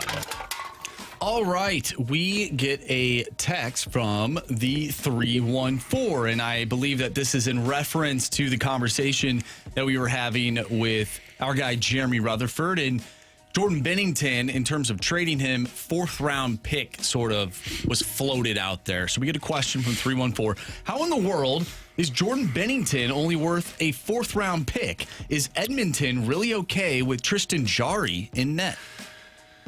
It's the going market right now, man. Like, people just aren't ponying up for goalies. They're just not. Like, I guess if you know, Vasilevsky was on the market or Bobrovsky or whatever. But even that, like, those are aging goalies. Like, what are you really getting? I mean, unless you're making that one-year run for it. And unfortunately, as much as I love Jordan Bennington, his numbers over the last 3.5 years have not been great. Yeah. Now, he played fantastic down the stretch last year, had a really good first round in the playoffs, great Four Nations tournament, all of that, great. But when you look at the overall numbers and performance, if you're Edmonton or something, you got to be a little leery. You're like, like, we just had a Stuart Skinner who gets hot for 3-4 weeks, plays unreal. Mm-hmm. Then it doesn't go so well. Then it goes well. And I think that's the problem right now is that's the way the league feels about Jordan Bennington. Now, there's a good percentage of coaches and players that know when the game's on the line, like they're like, okay, this guy's legit. That's fine, but you better hope. You're not giving up a first round for that. You're not giving up a first or second round pick for a question mark. Mm-hmm. And I think that's the problem right now. I think it's a third or fourth round pick for Jordan Bennington. That's where the market sets itself right now. I didn't set it. That's kind of what the league is telling us. Have fun losing in the Stanley Cup then. Yeah, probably. Mm-hmm. You know, really, honestly. Or even before that. Had the Blues not made their great run last year, I thought, what a missed opportunity for the Toronto Maple Leafs to have not went all in to get Jordan Bennington. Mm-hmm. Whatever it takes, pretty much, and to keep their team. Because that's what they were missing. They were missing a goaltender that could steal a game for them. Steal Game 7. Yeah, that version of what we saw at the end of the year of Bennington, who knows? Maybe that team does end up going to the Cup. Who knows? They get by the Florida Panthers, and they end up playing Edmonton. Or the Oilers. Now, the Blues wouldn't have traded with the Oilers per se, but maybe not. But I do know the Oilers are on Benner's no-trade list for now. Mm-hmm. Question number 2. All right, from the 314, in honor of Valentine's Day, what is your favorite thing about your significant other? It's very... Jamie, would you like to go first? Jamie, go first. He is hilarious, man. I love her. Yeah, no, they're asking though, what's like your favorite thing about it? So I'll go first. Too many things to narrow it down, Anthony. I'll go first. My fiance, the one thing that I do love most and appreciate, she is very accountable. Like, obviously very beautiful, sweet, kind, but extremely accountable, man. It's a rare thing for some people. So, very. And you know, she's funny as hell. She is funny. Like, she is hilarious. She's a great time. I will say this. We are all very lucky. Yeah. Mm-hmm. I know all of our significant others, wives, fiancés, girlfriends, all this stuff. We're lucky, man. Yeah. Our girls, like, they like to have fun. Mm-hmm. They like to laugh. They're good people to hang out with. And that's, honestly, all jokes aside, that's kind of one thing for me with Ashley is, I don't know if you guys know this about me, but I'm a bit of a goofball off the wall sometimes. Really? And I didn't know that. Takes a unique takes a unique type of person sometimes. And I don't know what that says about her, but no, she's great. She's super smart, which I really enjoy that aspect of, because there's so many things in life that we can talk about and help each other out. And then she's ultimately supportive. Mm-hmm. My life is not easy for somebody else to jump into. I have 4 kids that are not hers. They're not. Right. I have 4 jobs, 5, depending on what day of the week it is. That are not hers. That are not her jobs. I travel. She's left with the house. She's left with the dog. She's left with the cat. She's left with everything. And she's got her own career. Mm-hmm. You know, she's a very successful chiropractor, acupuncture, all that stuff. But so for me, it's like, it's amazing to see the support I get from her to continuously push me to be better. And she never complains. I can take one of those dogs, a lighten. He's trying. He wants Nala so bad. He is fighting for that. Yeah. Kristen, my wife, has the absolute biggest heart that you'll ever find in a human being. I mean, she used to work in hospice where she has to go and she would speak to families a lot of times on their one of their worst days, because they're talking about a family member that is actively dying. And Kristen had to explain to them what was covered, what wasn't, and you wouldn't want anybody better. You wouldn't ask for anybody better than Kristen from across the table from that standpoint. She feels everything. She really connects with people. And she cares. She cares very deeply about people. So Kristen's got the biggest heart that I've ever seen in anybody. Yeah, for me, Rachel, she's so strong, such a strong woman, kind, very resilient, and she's fiercely protective of her own. And she is also hilarious. I just love, our banter back and forth. And, she'll give it to me and we dish it right back. We like chirping each other. And I feel like you need to have that. It's the best. It is.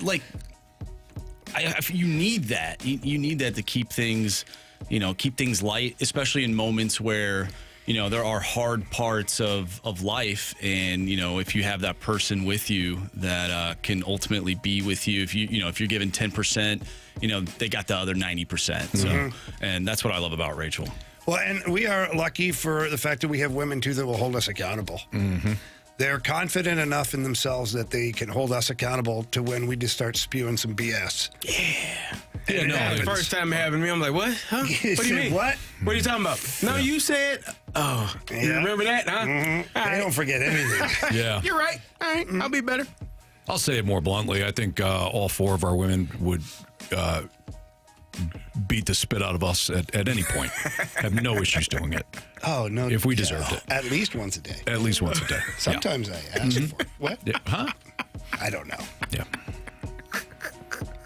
Question 3, please. It was a sweet moment. Question number 3. All right. Let's see here. I had a Cardinals question. Let's see here. Where did it go? It toggled on me. Oh, I found it from the 314. Do the Cardinals sign another cheap 5th starter or go with what they have? This one's tough. Because you have to, at some point, you kind of worry about the innings threshold of some of these young players. But if they're smart about it, I think that they could use that 5th spot in the rotation as just kind of this ever-evolving spot where they get some guys some big league looks, but also not tax themselves from an inning standpoint. So my preference would be for them to kind of work out the math and the schedule to go with the young guys and start to build them up, as opposed to going with a veteran pitcher that you know exactly what you're going to get out of them, but then you're keeping some of those younger guys in the minors. So that would be my preference. The problem is if you got some of these guys injured, then you're really scrambling. But you can there's always somebody available to pick up some innings for you. Sorry, we got a text from Sheepy Reporter. I feel like all of you told your wives, hey, gonna need you to tune in at 3:20. Tune out at 3:25. We didn't do that. Come on, it's 3:40. Marshy's recording it and sending home the digital file of all this. Yeah. Thank you, Marsh. We're just going to have it randomly play at home later. Right. How did that get on? Who turned this on? On TikTok. Yeah. All right, we'll continue our Sports Six Pack with part 2 here. So 314-399-9646 is the Air Comfort Service tax line. Keep those questions rolling in. Part 2 of the Six Pack next.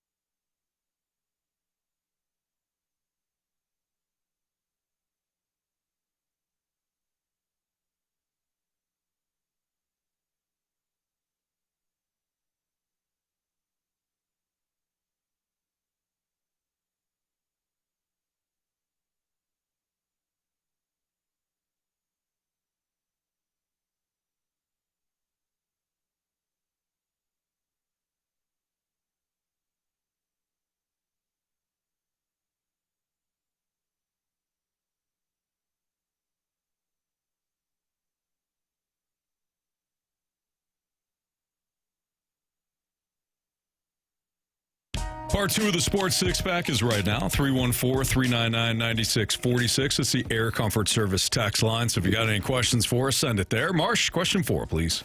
Question number 4. All right, we get a text from the 314 as a fantastic season that the Billikens are having. Are having. Would they still have to win the A10 tournament to go dancing? We talked about this a couple weeks ago.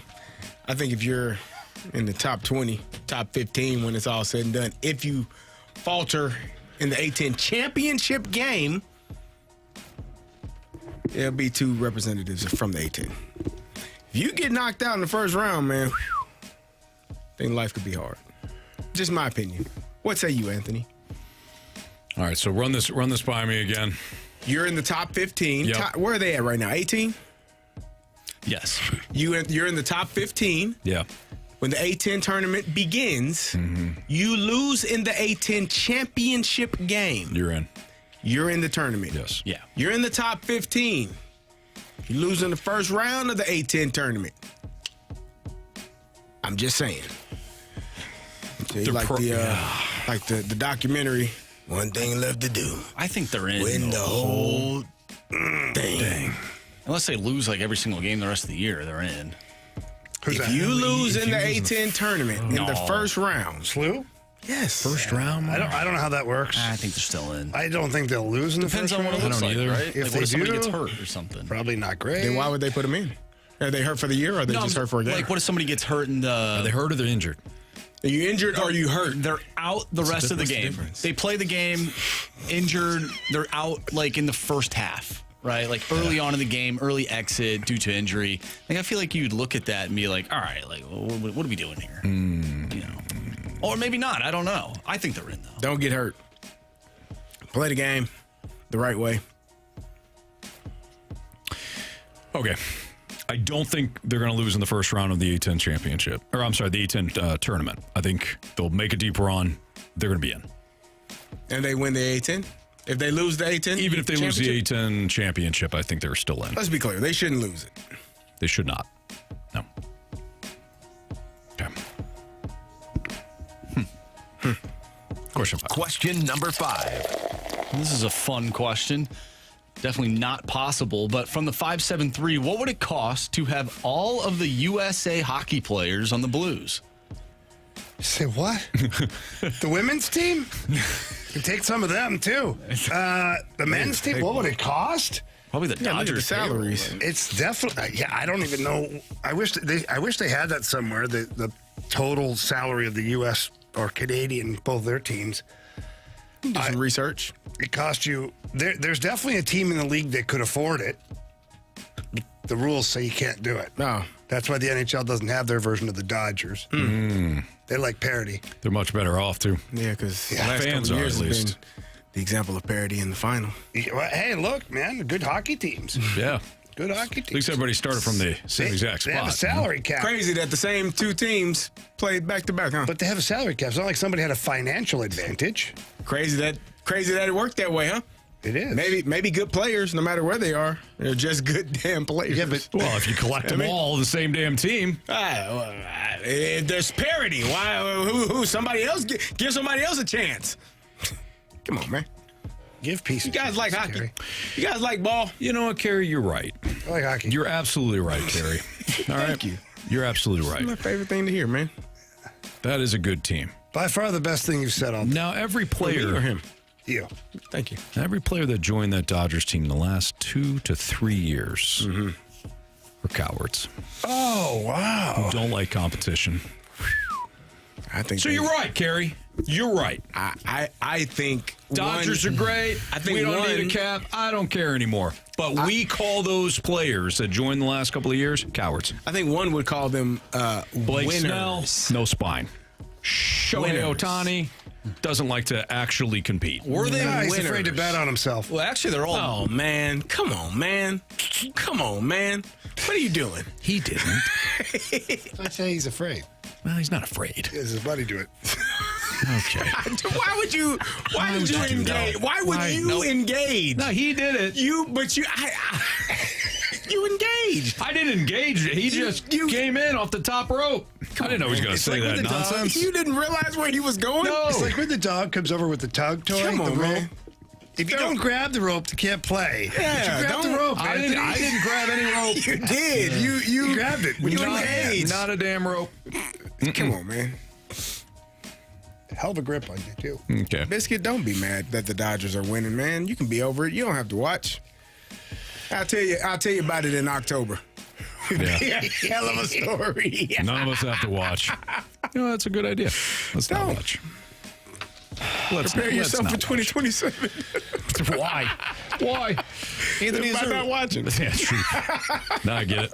is there a movie out there that you know the ending to, so that's why you're not? Yeah, he does, and he still watches it. He knows how Avengers Endgame is gonna end, don't you? You seen the Winter Soldier how many times? That you still watch it? Well, You know what I guy's mean? got an arm that So does Shohei, right? punch right through. Right? Nah, you're right. He's There you right. go. Yeah. You know I what's want to going watch on. it. Yeah, it's His exciting. arm is pretty good, but his bat's the one that does the damage. Go ahead, March. Fire that away. Just What are go. you doing, man? It's 71 months in Question number 6. What the hell's your problem? When's your flight to Mexico? Man, can't be soon enough. He's already there. He's already, mentally he's already there. Whatever, dude. All right. From the 618, this question's for Jamie. Okay. Let's lock it in. Oh, boy. Lock it in. Do you think that we are giving up on Robert Thomas and Jordan Kyrou too soon? They are 26 and 27 years old. They haven't even really hit their prime. I don't think anybody's giving up per se on them, but they're your top players, 2 of your top 3 paid guys, and they're not moving the needle the way they should. So either you have to add more players around them or better players, or you have to maybe think about going in a different direction. So I don't think anybody's giving up on them. Giving up on them would be like Armstrong going in the media and just saying, I need to get rid of these guys. We're done here.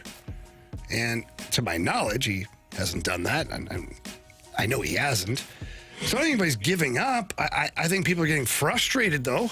I think people are getting frustrated because they associate the highest paid players to be dominant players, and they've just been inconsistent. They haven't been consistently dominant, and I think that's the problem. I got a message from a good friend, Donald Jupp. He gave me the answer to the who? Jupp. I goodness, Carey. I thought I heard that He differently. said Donald Trump. That's what I thought. Jupp. That makes more sense. Yeah, I know he listens, but wow. I don't think he's listening to us. $208 million for the U.S. roster.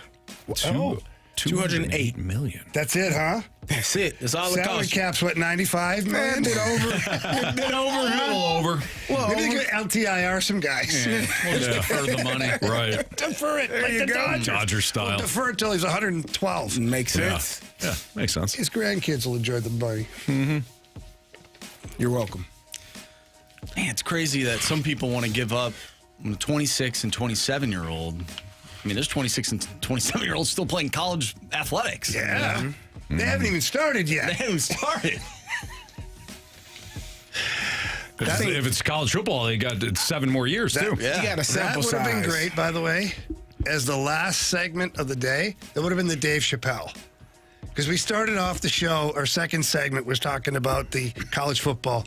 That right there would have tied it all the way back to the beginning of the show. Nice.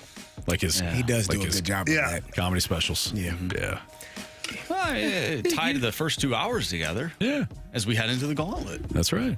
Hey, tune in all next week as the morning after we'll be broadcasting live from Cardinals spring training in Jupiter, Florida. Don't miss TMA Live from spring training every day next week. It's all brought to you by Healthcare Evolution. Also, tomorrow you can join Alex Ferrario and Michelob Ultra this Saturday, tomorrow from 1:30 to 3:30 at Ballpark Village at FanDuel Sports Live. Cheer on Team USA during the Winter Games and get signed up for your chance to win a signed USA men's hockey jersey. Plus, brand ambassadors will be sampling Mick Ultra. They'll be giving away other Team USA items, and there's going to be awesome Mick Ultra specials available and much more. It's all happening tomorrow from 1:30 to 3:30 with Michelob Ultra and 101 ESPN's Alex Ferrario at FanDuel Sports Live inside Ballpark Village. Get all the details now at 101ESPN.com. Marsh, do we need a new Gauntlet contestant? We do need a new Gauntlet contestant. Yeah, Curtis, who did win, I believe it was on Wednesday. He lost yesterday. Epic battle. An yesterday. epic battle. Defensive struggle, as some would say. Some would. So we need a new Gauntlet contestant, preferably someone who's never played before. You heard the man. Text in right now, 314-399-9646 for your chance to play one of us next in the Gauntlet.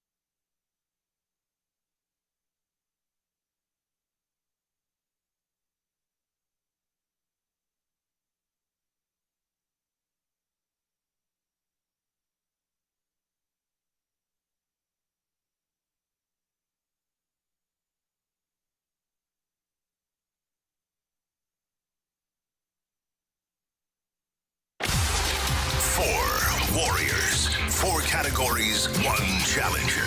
Can you survive the gauntlet? Brought to you by Blue Note Roofing. Roofing, siding, and gutters. Visit BlueNoteRoofingSTL.com for a free inspection.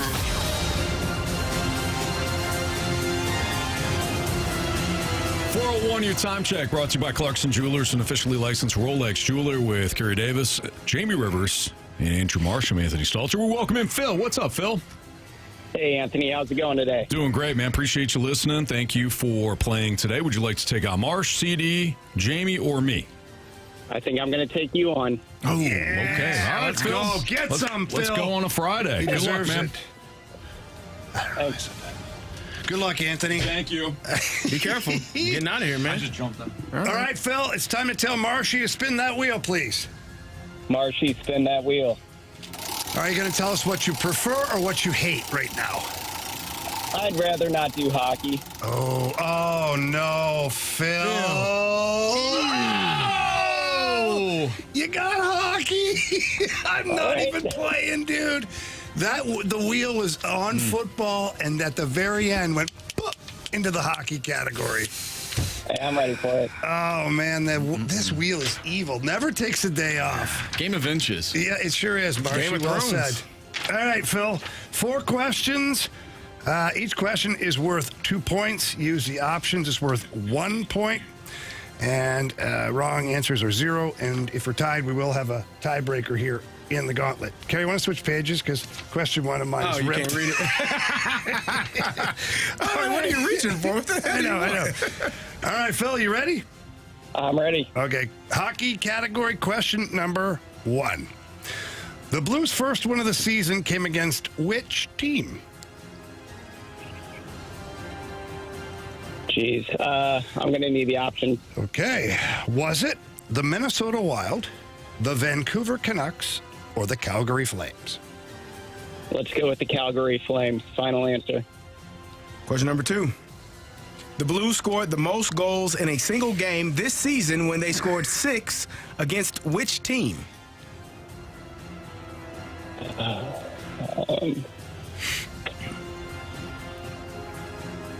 I've got 2 teams in mind. I'll take the options again, though. Nashville Predators, Florida Panthers, or Vancouver Canucks?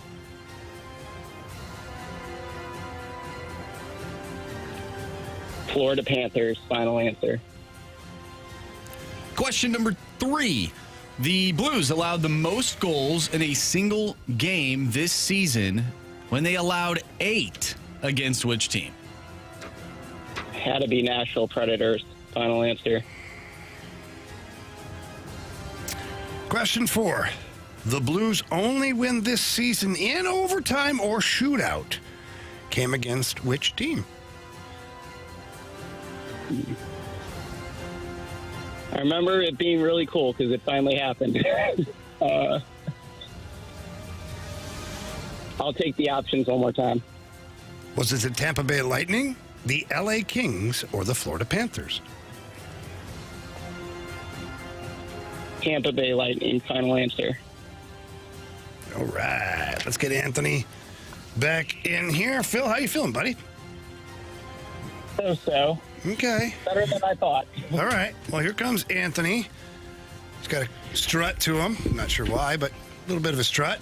Anthony, how's it going, buddy? Good. How's it going, Silence? Good. I was talking to Grant Yeah? for a second there. Good talk? Yeah, he seems locked in today. Good. Yeah. All right. Well, your category is hockey. Oh, okay. Let's do that hockey. Let's Pack do a that lunch. hockey. Thank you. Yep. Here we go. Question 1. The Blues' first win of the season came against which team? Oh, we're going back a ways, aren't we? Mm-hmm.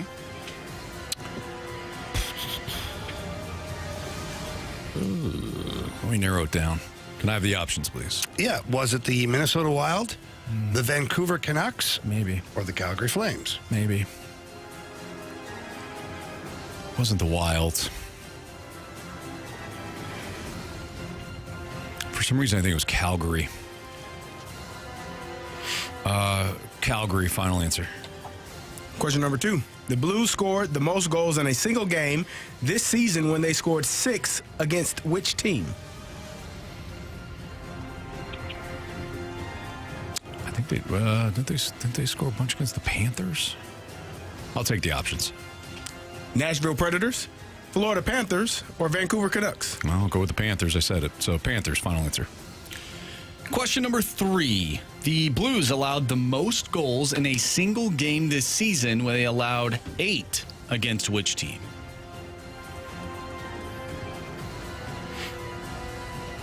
That beatdown occurred.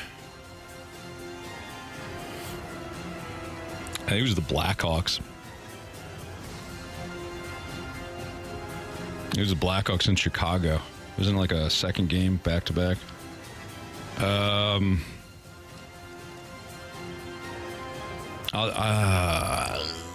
I'll take the options. Let me just make sure. Your options are the Chicago Blackhawks, the Utah Mammoth, No. or the Nashville Predators. No, Blackhawks. Final answer. Son of a. All right, Anthony, final question. Question number 4. The only win this season in overtime or shootout for the Blues came against which team? Options.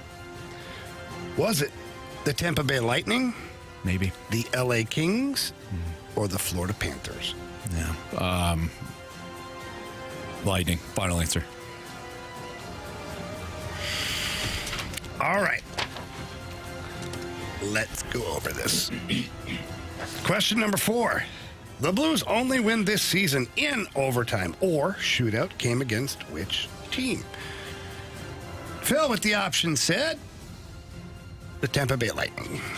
Anthony also said the Lightning with the options. The answer is Tampa Bay Lightning. yeah, 1 Job, Phil. After You too. Let's go to question 1. The Blues' first win of the season came against which team? Phil said the Calgary Flames. Anthony took the option, said the Calgary Flames. Answer is It's the Calgary Flames. Calgary Flames. Phil also took the option. Nice job, Phil. We are 2-2 after 2. Let's go to question 2.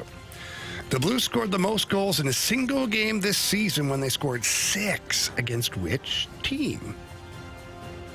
Phil took the option, said the Florida Panthers. Wow. Anthony took the options, said the Florida Panthers. The answer is The Florida Panthers. Florida Panthers. Wow. 3-3. Hello, Ryder. Heading into the final question. Yeah. Which one The was Blues allowed the most goals in a single game this season when they allowed 8 against which team?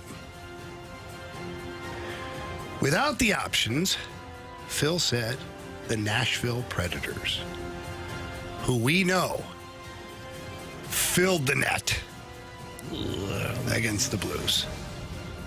Anthony took the options and said the Chicago Blackhawks, who we also know had a hell of a game against the Blues. Which team had a better game against the Blues? Because one of you is correct. One of you will win the Gauntlet today. Phil. You have chosen poorly. You lose the Chicago Blackhawks. And I was Phil, he sweating got that. you today, 4-3, buddy. Blacked out on that Blackhawks game. Dude, that was, when Jamie said that you didn't use the options and you said Nashville, I'm like, oh, no, he's got me. I think the Blues gave up 7 to Nashville once this year. So it was close. Wow. Phil, what a battle, man. That was a great one. Yeah, enjoyed it. Thanks for having me on. Nice job. Have a great weekend. Job, Phil. You too. See you, Thanks, Phil. guys. Thank you. See you, Phil. Ooh, I do. I thought you, with the way you said that, I'm like, oh, he's got me. They gave up 7 to Nashville. They And gave Chicago. up 7 to Utah. They gave up 7 to Chicago. They gave up 8 to Chicago. What? I mean, if you're only giving up 1 touchdown a game, You're doing okay, right? good, right? Special teams. This is the problem. hockey. Problem, it's hockey, yeah. 7 right to, they lost 7-2 to Nashville. You know, 7-4 to Utah. 7-4 to Utah, and then 8-3 or 8-2. That was the 8-3. game where Rutherford was hiding. That was the Blackhawks game? I thought that was on a weekend. No, it wasn't. that was earlier in the game. That was here in St. Louis. It was? Yeah. Was that a weekend? Wasn't it a weekend game? Didn't they have, weren't they They playing lost back on to a back? Wednesday. It was here 8-3. Yeah. What year? What wow. month? October? It had to be like one of the first few games of the year. Oh, no kidding. Was it? Yeah. That's when The fourth game of the year. That's when I think I'm in December. That's the they problem. pulled Bennington, put Hofer in, and then pulled Hofer and put Bennington back. That's in. right. The 15th of October, the Blackhawks 8-3 over the Blues. They giving up 15 goals at least. Is it more? It's like For the Italy. Blackhawks? It's like Italy. Oh, the Italian women's team? Well, or men's for that matter. Although they only gave up 3 earlier today. We can't speak on the game, I guess, because I thought the game was over. Yeah. Yeah, no. The end of the second period. Yeah. My bad. The way that one side is playing, you would think it's a wrap. They but- are, yeah. Yeah. Canada's still up 3-1, although they're kind of letting. Well, there's 31-18, the shots on net. It doesn't tell but the they're whole just hanging. story. They're just hanging around. You know, don't let the box score. The fool you. Swedes are just hanging around. Yeah. The Swiss. Excuse me. Swiss. Well, you know why they're not leading, Anthony? It's because they're Swedish. They don't or not. No, not. I guess they're not Swedish. No. They're Swish. Yeah. The Swish. They're Swish. Swish. They swish one of the goals through the net, but they have not swished again. No. You Not yet. get fooled again. You can't get fooled again. Can't get swished again. Yeah. Get Swiss again. I was going to say they're all Swedish, no finish, but they're swishes. Right. They hit the post there not too long ago, so. No, they're getting close. Yeah. Huh, Well, you Jamie? know what? That doesn't count as a shot. No, it does not. Jamie, what did you think of those? What do you think of the questions in the Gauntlet, like for a while now? Because you at one point had a huge issue with all the mistakes that were being made. There's mistakes. Some of the questions were worded improperly. Some of the answers were foggy. Your paper was ripped. Paper was ripped. Couldn't even read the question. There's been a lot of problems over the course of time, and there's 2 people responsible. One primarily is our guy Grant. Yeah, he oversees. He oversees it, and those questions. I've tried to fire him a few times. You know that. Yeah. I mean, even the Jamie one. bitching, so I figured I'd walk in here. God, is that you? You know what, Anthony? Let's talk about it next. All right. So I Grant. got some stuff to take up with Grant here. Wow. And by the way, I inspired your Canadian hockey team. They're now up 4-1. Yeah, you done pissed him off, Anthony. I done pissed him off. All right. Jamie with some choice words for our guy Graham Francis next on 101 ESPN.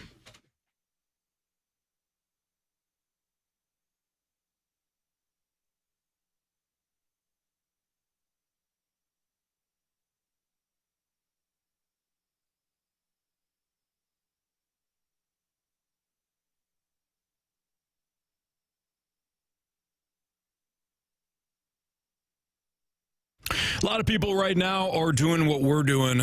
We're at work, but you're probably watching the Olympics, the Winter Olympics, from home right now. And Mosby Building Arts can help with some of those subtle, meaningful family moments, create better, subtle family great moments, right? In the living room, on the couch, kids watching and cheering, getting inspired, right? But when it comes to hosting watch parties and things for your friends, hopefully your home feels cozy and comfortable and happy, that feeling when the kids will remember long after they leave the house. If your space doesn't feel inspiring, Mosby can help turn it into a feel-good space that you've always wanted. Maybe you're not hosting Winter Olympic parties right now. Maybe you just hosted a party for the big game, or we're not too far removed from the holidays. Was your kitchen cramped and yet everybody wound up in there? Were the kids running around? They didn't really have a space of their own. If you want to create those spaces, go with my friends at Mosby Building Arts. In fact, when you visit them at callmosby.com, you can schedule a free brainstorming session. Somebody will come out to the house. They'll work with they'll gather what you want to do, what your vision is, and then they'll help execute that vision. They're the best. I love going with Mosby Building Arts for our home remodels as well. You won't be disappointed. I guarantee it. Mosby Building Arts. Don't forget to give them a visit online. Call Mosby.com. Mosby Building Arts, the right remodeling company.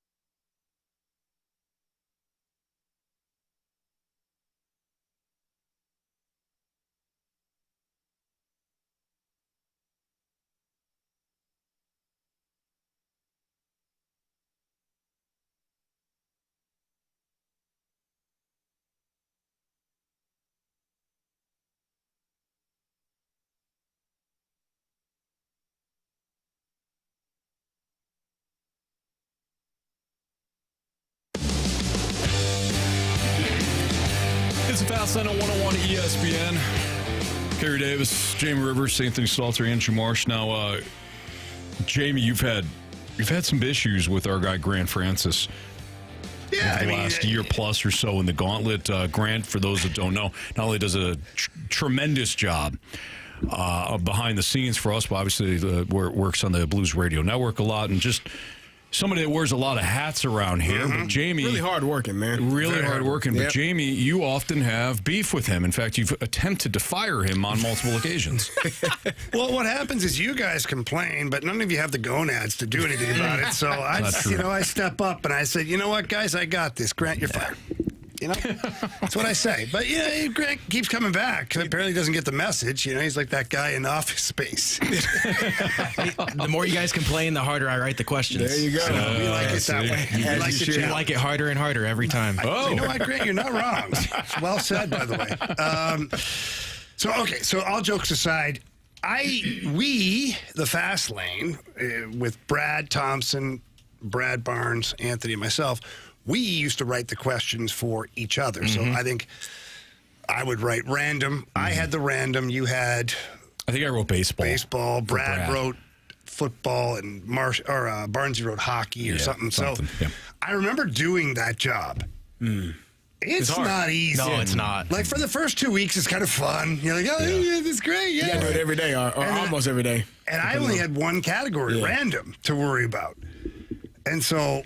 Now, I know you and Bradford, I believe, split the duty, or... Yeah, so originally I was doing all 4 categories, and then hockey and football are my 2 favorites, so I kind of pawned the other 2 off on Bradford after a while. You sold him on the idea. I did. He's, if you know Bradford, obviously he enjoys that challenge as well. Well, I'd say Bradford has more of a wealth of knowledge in those 2 areas anyway. Yeah. So it made more sense for him to do those. Sure. But it's true, like, there'll be some days where I'll write hockey or football questions, and it'll be like 5 minutes and I'm done. And there'll be other days where I'm sitting there for 20, 30 minutes and I'm like, I feel like I can't think of anything. Yeah. And you feel like every question you want to put on there is a bad one. Or I've already written it. You've already said it. That's the other part. That's the hard part, is keeping track. Yeah. So when I was doing random, I really went random. Yeah. Like, we had some way out there stuff.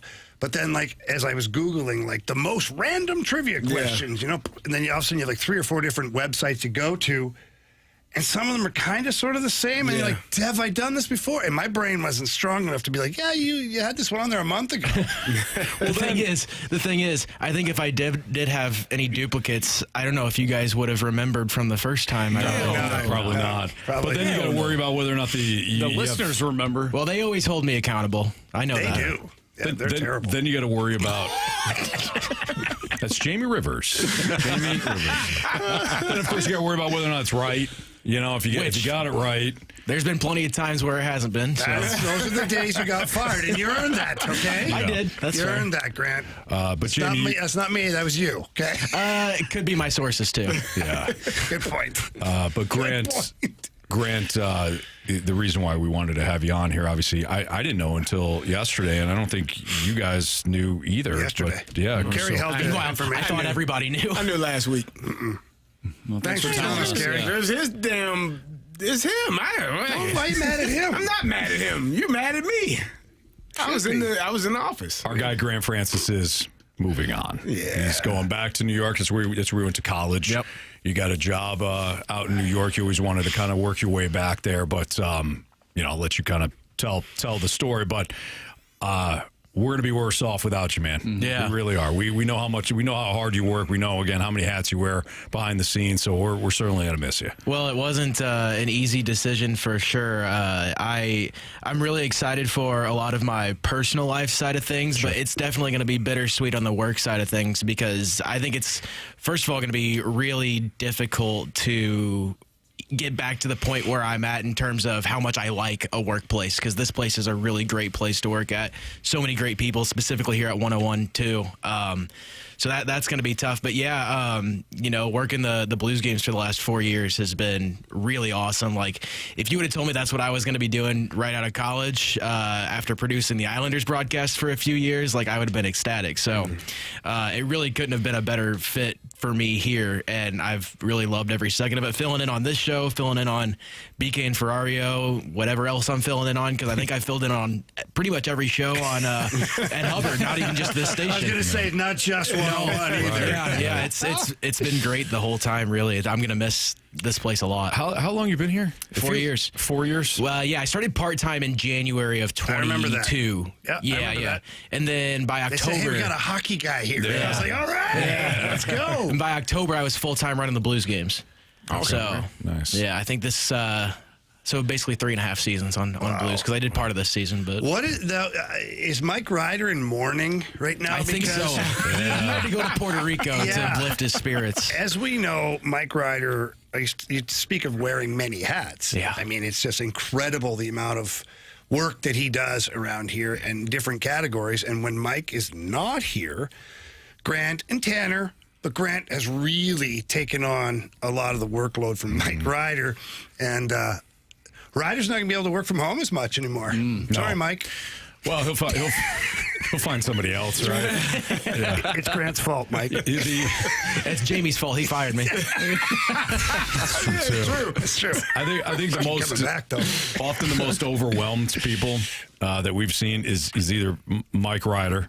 Or when Mike Ryder's not here, it's Grant. Yeah. You know, it's like, oof, this week in a nutshell. You can always tell, too, because, like, we have many things we have to record, things we got to do, and not that we're, like, hard to work with. We're like, well, you know, like, we're lazy, this, that. We're slow to get to it, or we have other things going on. You can always tell when Grant's, like, had enough for that week. He comes in, and he takes the paper, and he doesn't slam it down, but he's like, hey, we got to get these done. All right, please. And sooner the better. All right, Usually, walks away. Usually that's at about 1:55. Yeah.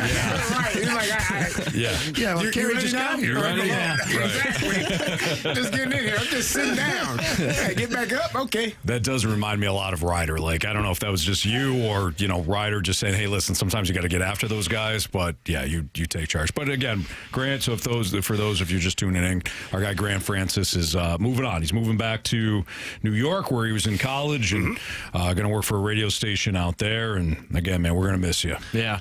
I'll miss all you guys, too. We appreciate you, It's man. always great being on the show. It's awesome having you here. Having you around, we love having you on the show, buddy. You fit in nicely, and definitely. it's great. Yeah.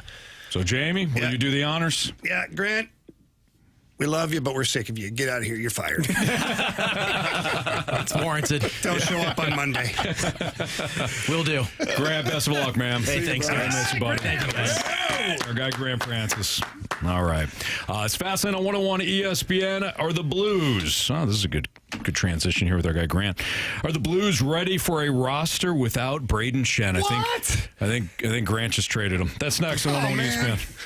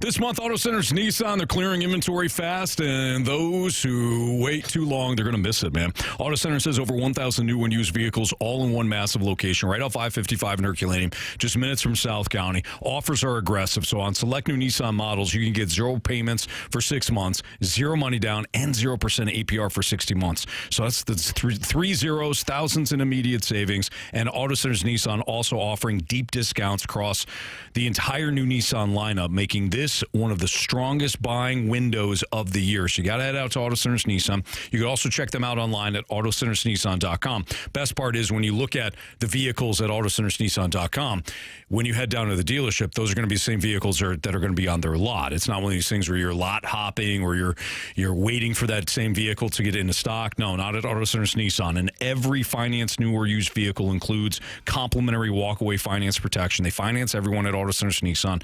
They're going to help you defend you from negative loan equity if your life changes unexpectedly. So shop now at autocentersnissan.com, or when you head out to Herculaneum, then check out the lot. Tell them Stalter sent you. It's Auto Center's Nissan.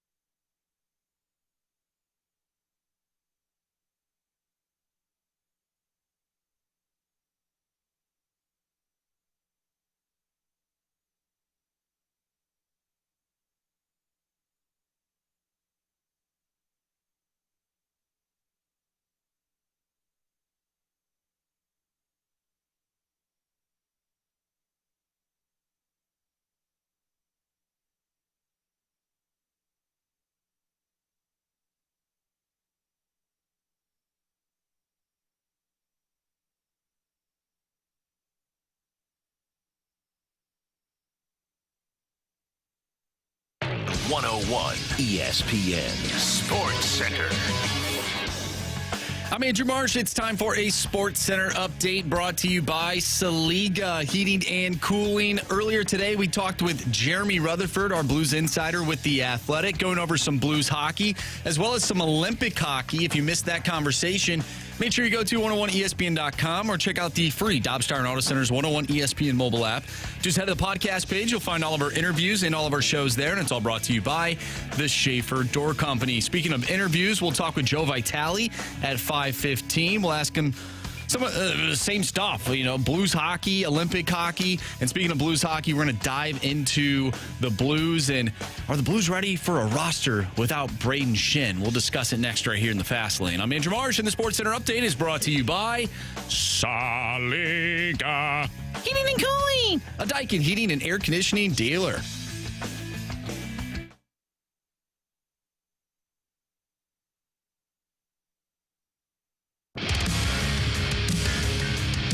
I think that Brayden Schenn, to me, is going to be the most intriguing one because I think he does have some value. I think you could move him, again, if he waives his no-trade clause, 15-team modified no-trade. But does he want to go? And do the Blues think it's in their best interest to move Brayden Schenn? He's got a couple years left on his deal. That was Jeremy Rutherford earlier today. It's Fastlane on 101 ESPN.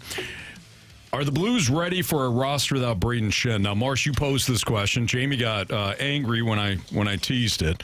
So let's tick off Jamie some more. What are you thinking here, pal? Yeah, okay, so I saw NHLTradeRumors.com, and this gentleman named Bill Scott writes for NHLTradeRumor.com.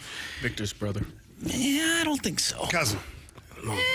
Distance. We don't know. We don't know, actually. I mean, You never know. Marsh, you never know. That's the point of all this. You never know. Don't know. Anyways, so According to NHL insider Nick Kyprios, the St. Louis Blues GM Doug Armstrong is officially taking calls on Captain Brayden Schenn for the second deadline in a row. And so Bill Scott, he put together a package that would deal Schenn to the Vegas Golden Knights. And he goes on to say, from my perspective as an analyst, this move screams Vegas. The Golden Knights don't just want skill, they want players who are miserable to play against in May and June. Brayden Schenn is exactly that. To make the money work, Vegas has to be ruthless. Schenn carries a $6.5 million cap hit through 2027, 2028. Vegas cannot absorb that without moving money out, especially with the looming return of Brayden McNabb. So here's the trade package. It's Brayden Schenn to Vegas, and the Blues would get in return Keegan Colasar, a 2026 second-round pick, and Matteo Nobert. He is a forward prospect. He plays on the same team as Justin Carbonneau in the QMJHL, Blaine's, the Armada. Yeah, that's the one. So, one, do you like this trade package? And two, we've had discussions about this before. Do you think the Blues internally are ready to potentially move on from Brayden Schenn within that locker room? I don't. I really don't. I don't think this team is ready to have the ship without a captain. Mm-hmm. I just don't. I know that there's some players that might think that they're ready for the opportunity to be that guy. My own opinion is that I don't think they are ready to be that guy. To be a captain takes a very unique type of personality. One, you have to be a good teammate. Two, you have to be someone who leads by example on a daily basis. Three, you have to be someone who cares about the Blue Note more than anything else going on. Four, you have to be an extension of the coaching staff. Five, you got to deal with the media every day. Like, I could go on and on and on of the responsibilities of a team captain. And you got to be level-headed. And I don't know if there's another player right now ready for all of those things. And that's where I worry about a team that is in flux. Mm-hmm. Right now, they're looking to build, rebuild, retool the next phase.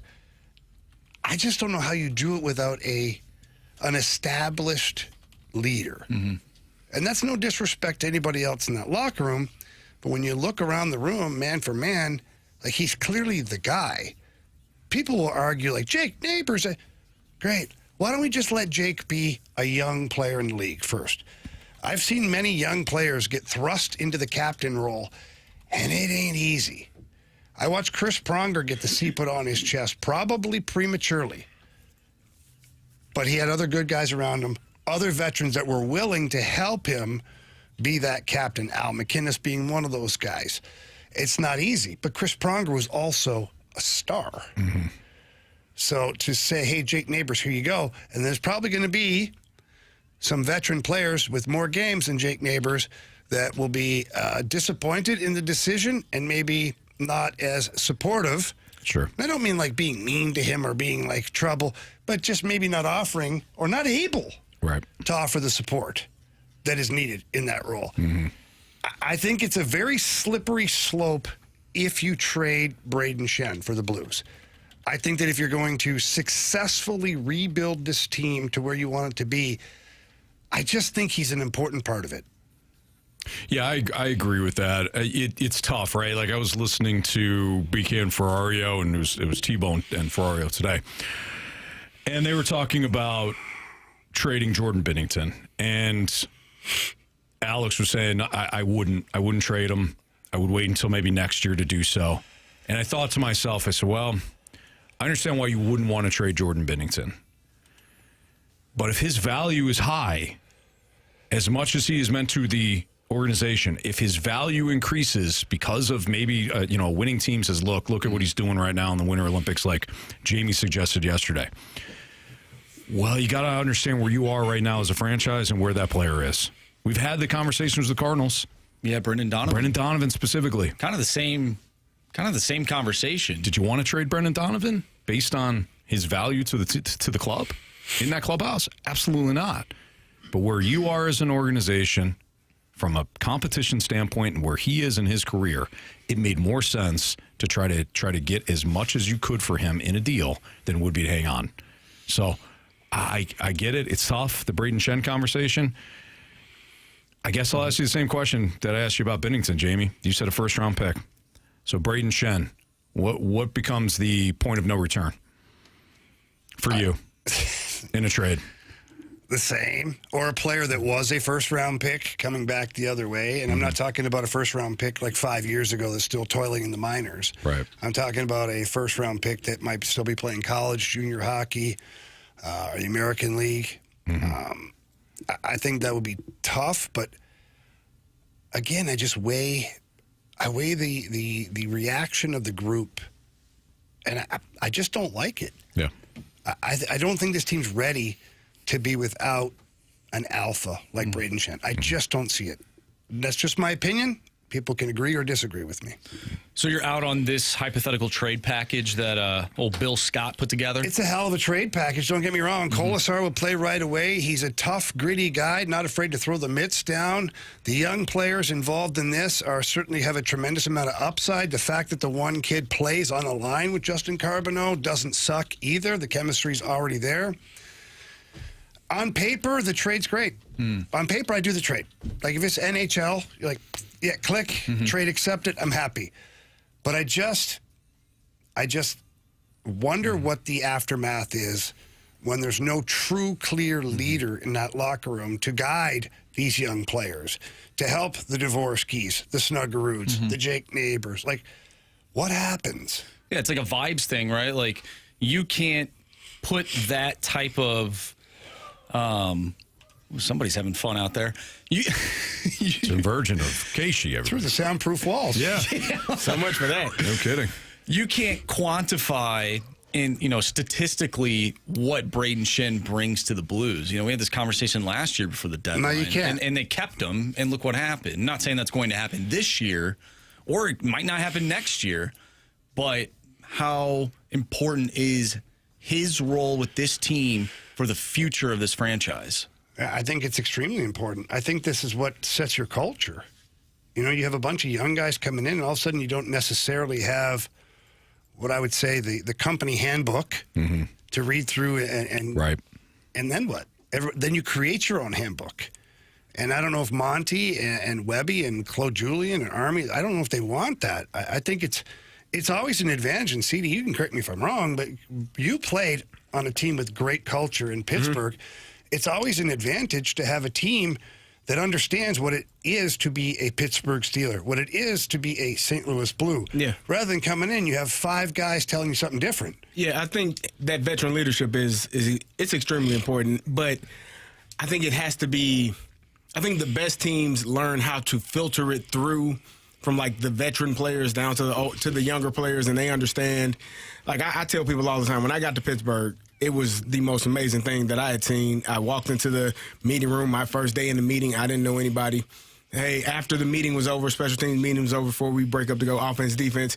Hey, what's up, brother? I'm Hines Ward. Hey, I'm Troy Polamalu. Hey, I'm Joey Porter. I'm like, I know who you guys are. It means a lot when they do that. It means a lot when the veteran guys, the named guys, the superstar guys come and introduce themselves. And I think that, if you have that type of leadership, it does nothing but benefit your team. But in this situation, at some point, if you're not getting better with the leadership that you have, you're gonna see what's available and what makes your team better, and hope that the next person who is the captain, and hope that that captain that is there now kind of instilled this in whatever future captain you have on the roster, that they know how to handle themselves accordingly in front of the team as well. You can't. There's never a best time to move on from your captain. I don't care what sport it is at some point, but the goal is to have other captain-like players on that roster that can fill that void when that player does leave. And in this particular situation, I just don't know if you've got it. But so my question to you is, and with all due respect, and I do mean with all due respect, does it matter? All due respect. I think it does. Because with the modern-day athlete, all of these young kids come into whatever sport, and they think they know more and they're better than the people that came before them. Agreed. So therefore, if there's not a pecking order, a chain of command, What's to stop them from just doing their own thing? But that's why I said it doesn't matter, because it feels like at this point they already are.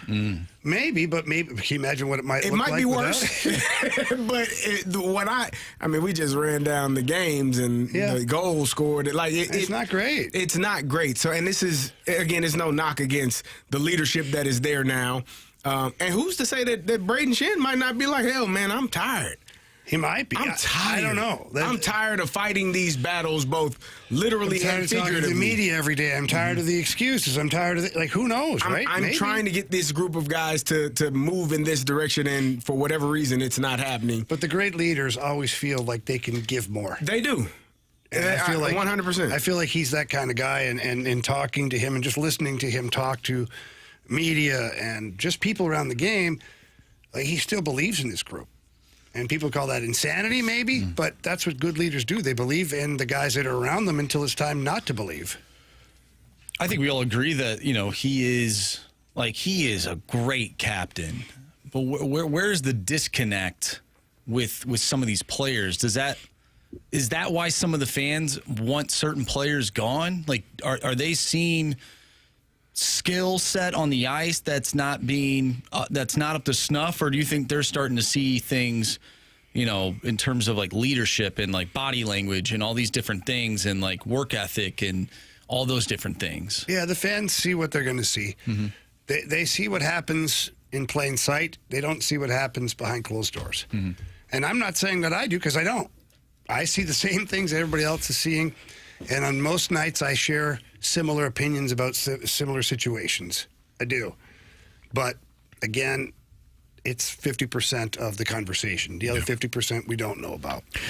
All right, Jamie Rivers, Andrew Marsh, I'm Anthony Stalter. Carey Davis has got a boom or bust NFL draft edition. Some of the NFL draft top prospects that are coming out. We'll play boom or bust next on 101 ESPN.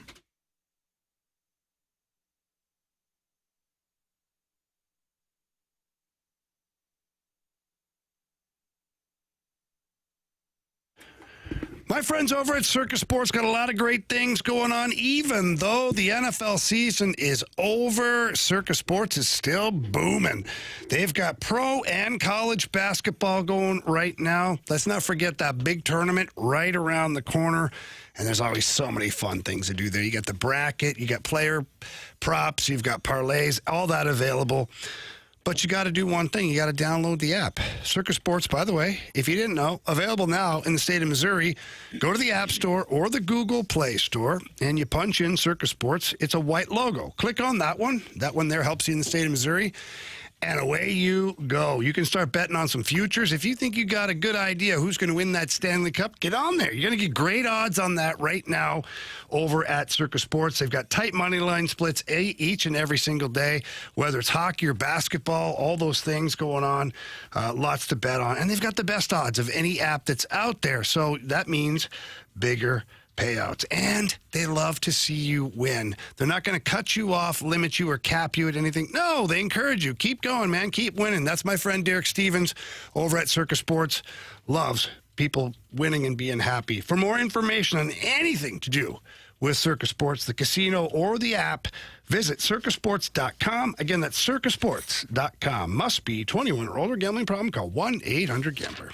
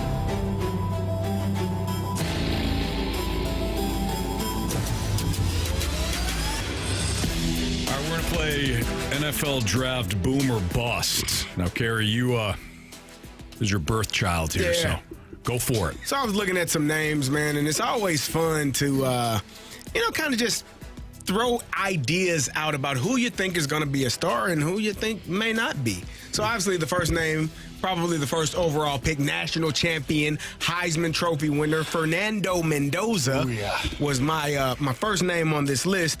Now, Anthony, I told you he kind of fits all of the looks and the vibes of a QB1.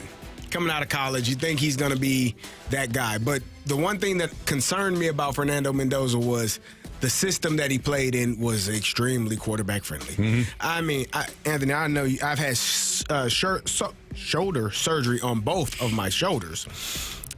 If I need to, if I need to, I can throw the ball about 5 yards away, and that's all. That's a lot. What old Fernando did. He threw it well. Now routes, slant routes, RPO, one read. So my question to you is, does that translate? Do you believe it's going to translate? And do you think he has what it takes to be that quarterback that booms? I think that's always the risk in the question, right? Is a lot of these quarterbacks, we watch them at the college level and we see the success and we're like, oh man. Then they get to the NFL and they're like, whoa. And we're like, oh man. What is this? Mm-hmm. And then we're like, oh man.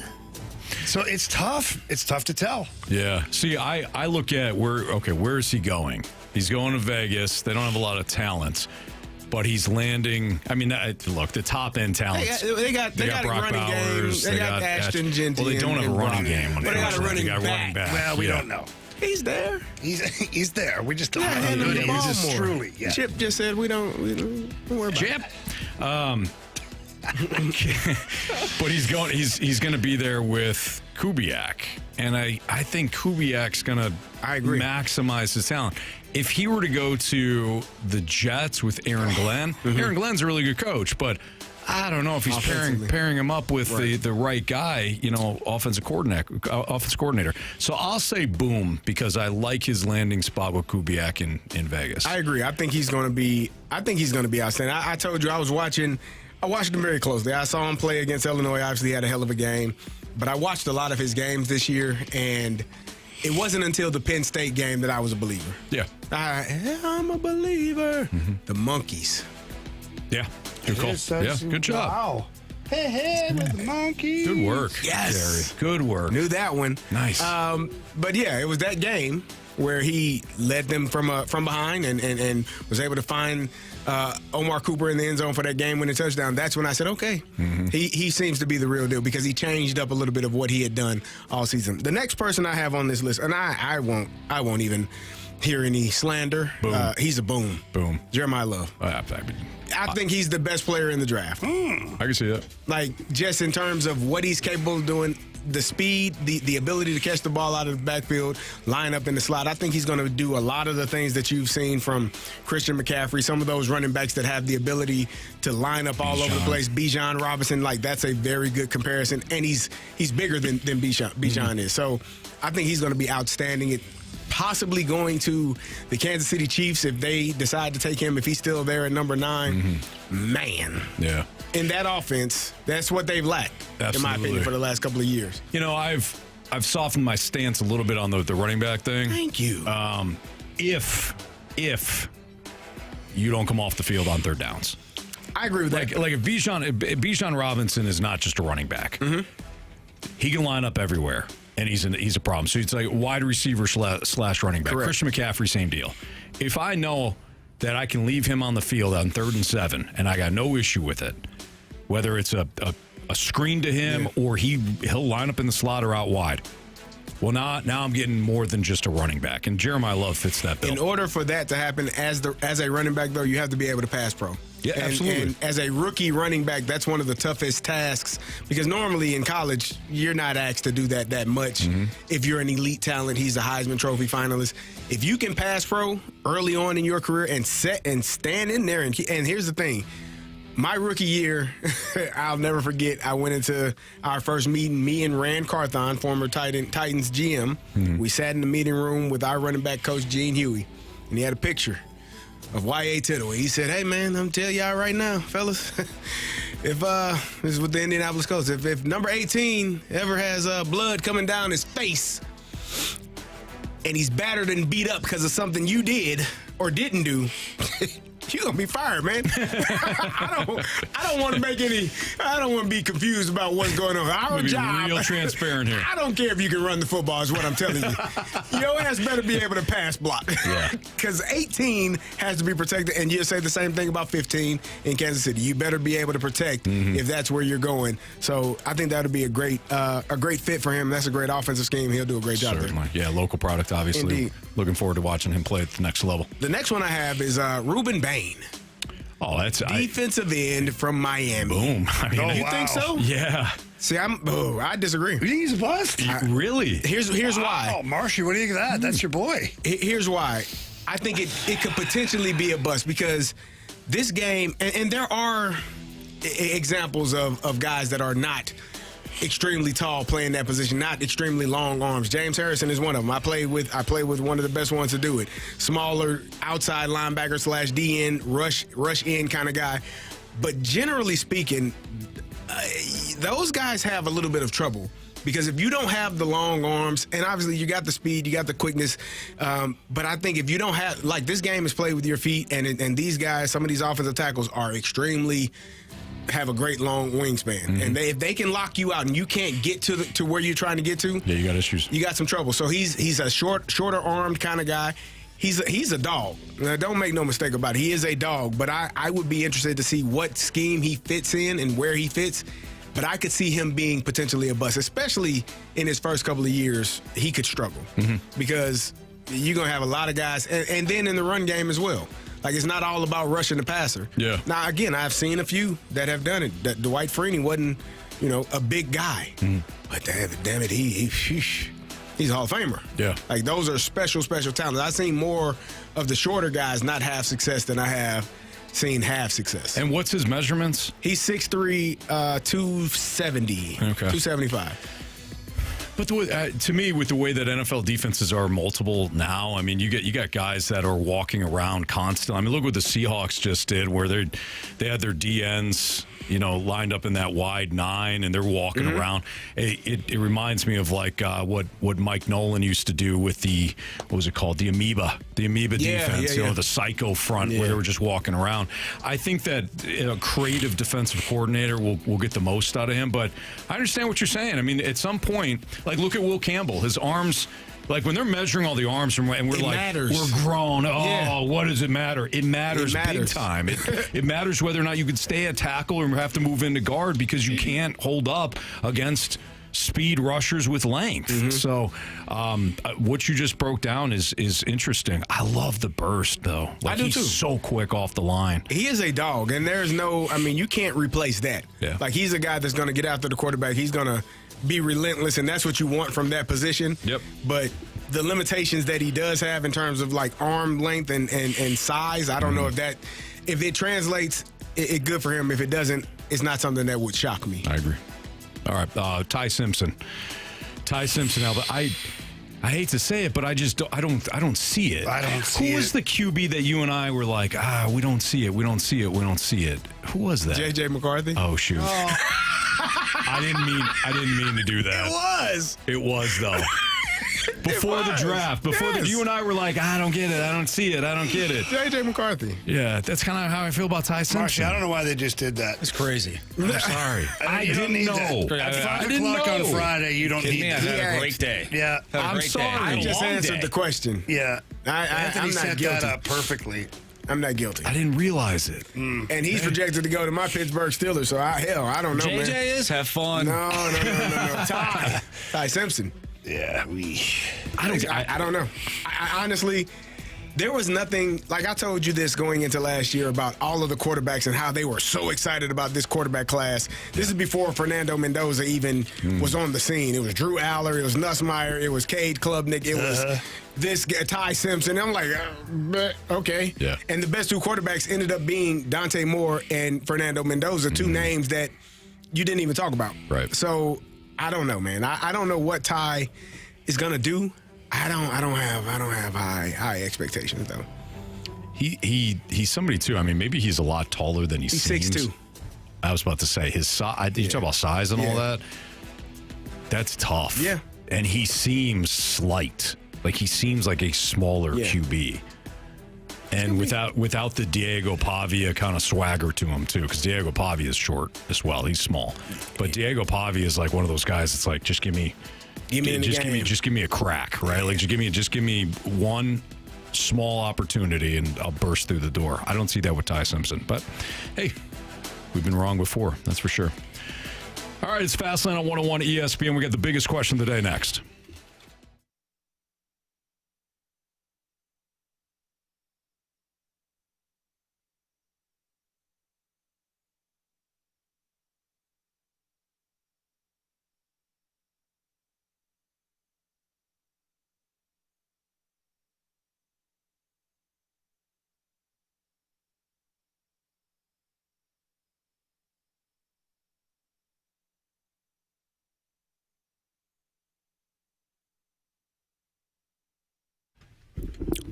If you really enjoyed playing the football season on Underdog, you're going to love the NBA. And if you haven't signed up yet for Underdog, what are you waiting for? You can make entries right now in Missouri, and you can win money throughout the rest of the NBA season, of course, into the playoffs as well. But playing on Underdog's easy. Don't just talk about the matchups that you like or don't like, and you tell your buddies. And you say, and I knew this player was going to go off tonight.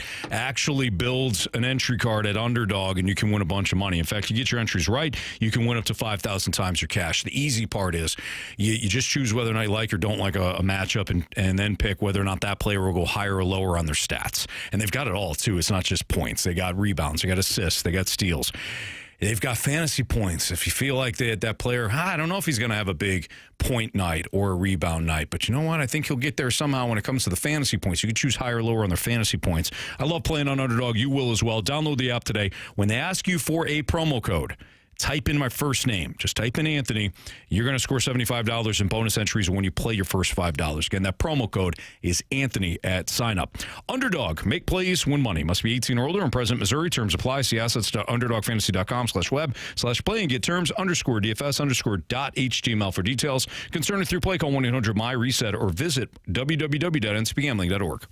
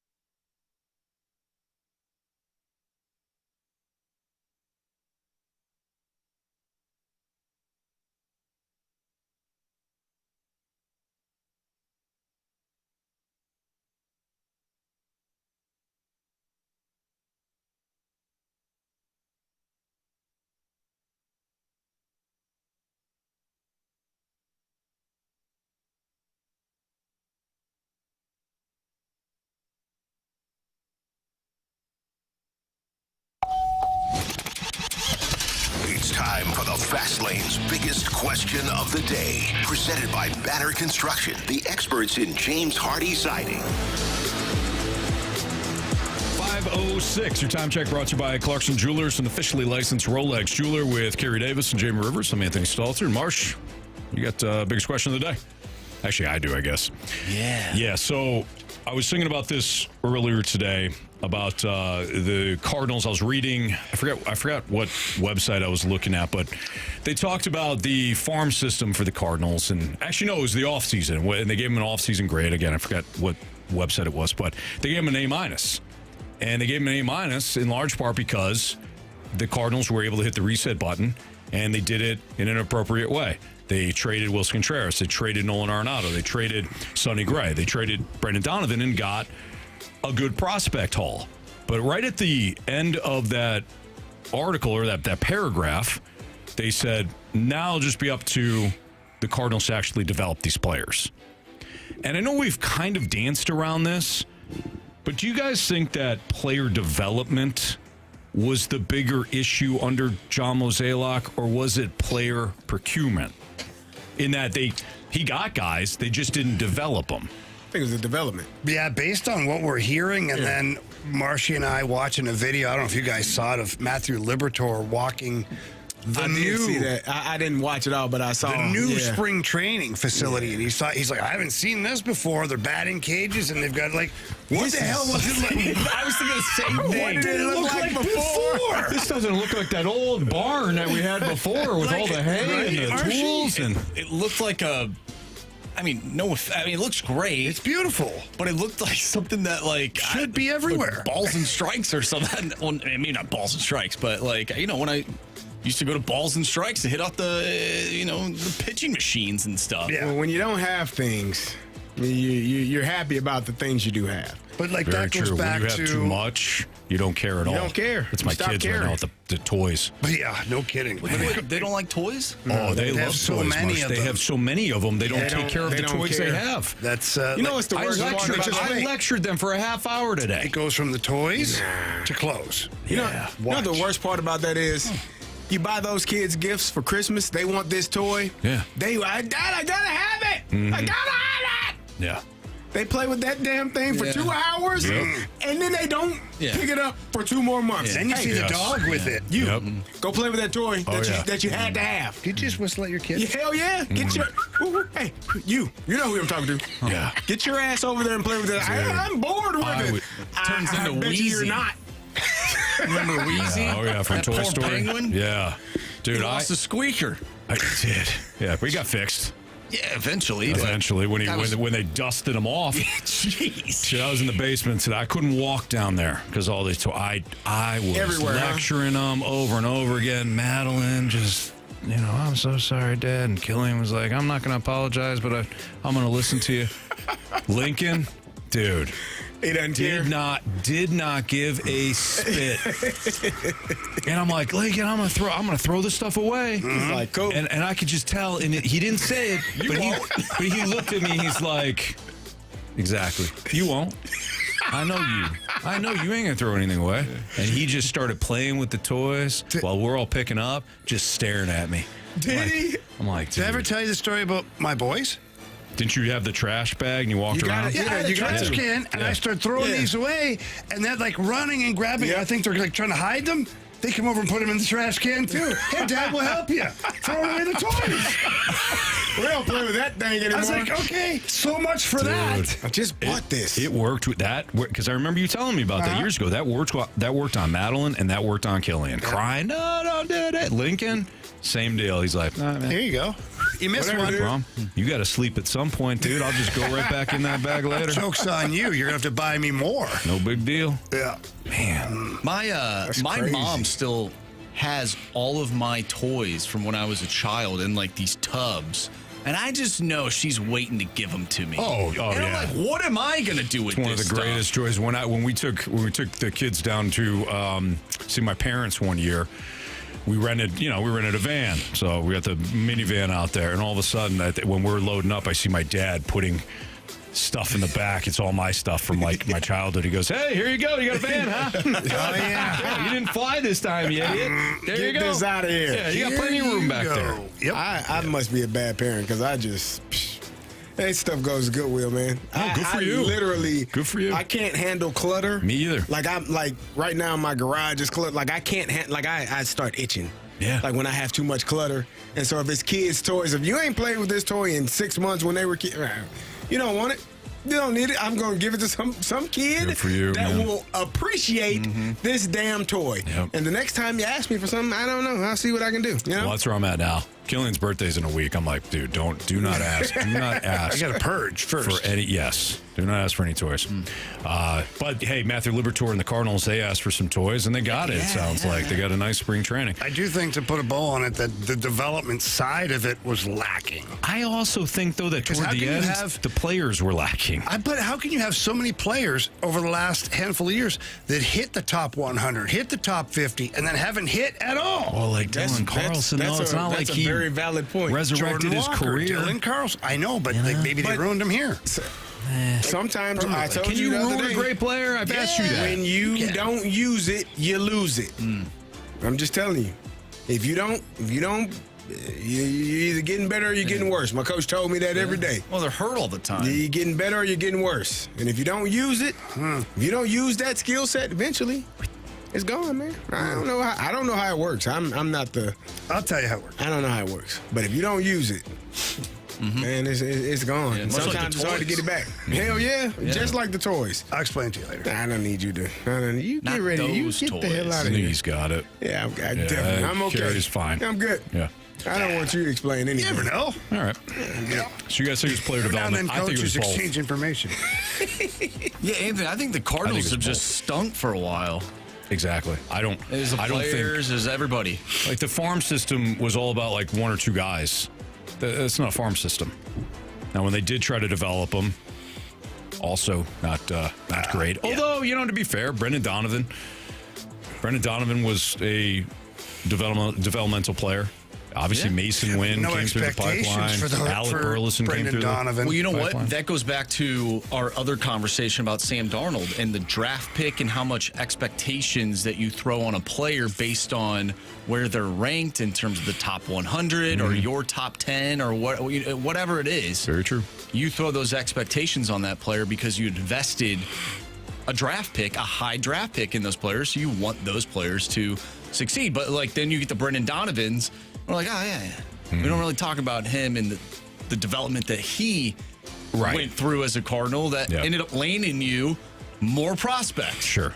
Yeah. To be fair, there were some players that panned out. Yeah. But maybe not some of the top end prospects. Some toys out there that kids just don't like playing with because they're not cool. Yeah, Actually, no matter what you do, sometimes they just don't play with them.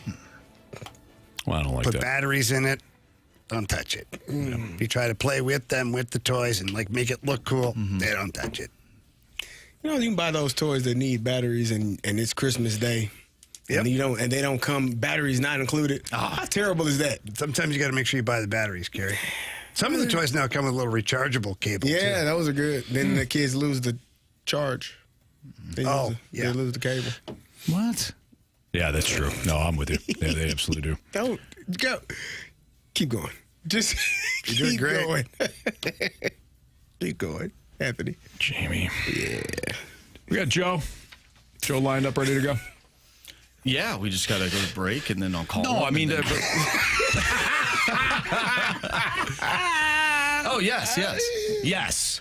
It's 5 o'clock on a Friday. Welcome to the fast Anthony, I lane. know what you're talking about. Yes. Thank you. Before the show, we're like, oh, Joe hasn't gotten back to me yet. He did. They didn't want to tease it if he's not coming on. He did get back to me. I forgot to tell you about that. We've been having so That's much important. You having He's fun got over it. there, Jamie? I am, actually. Okay, good. great time. Good. I'm glad you're having fun. This guy. Always, right? Always him. Joe Vitale next on 101 ESPN.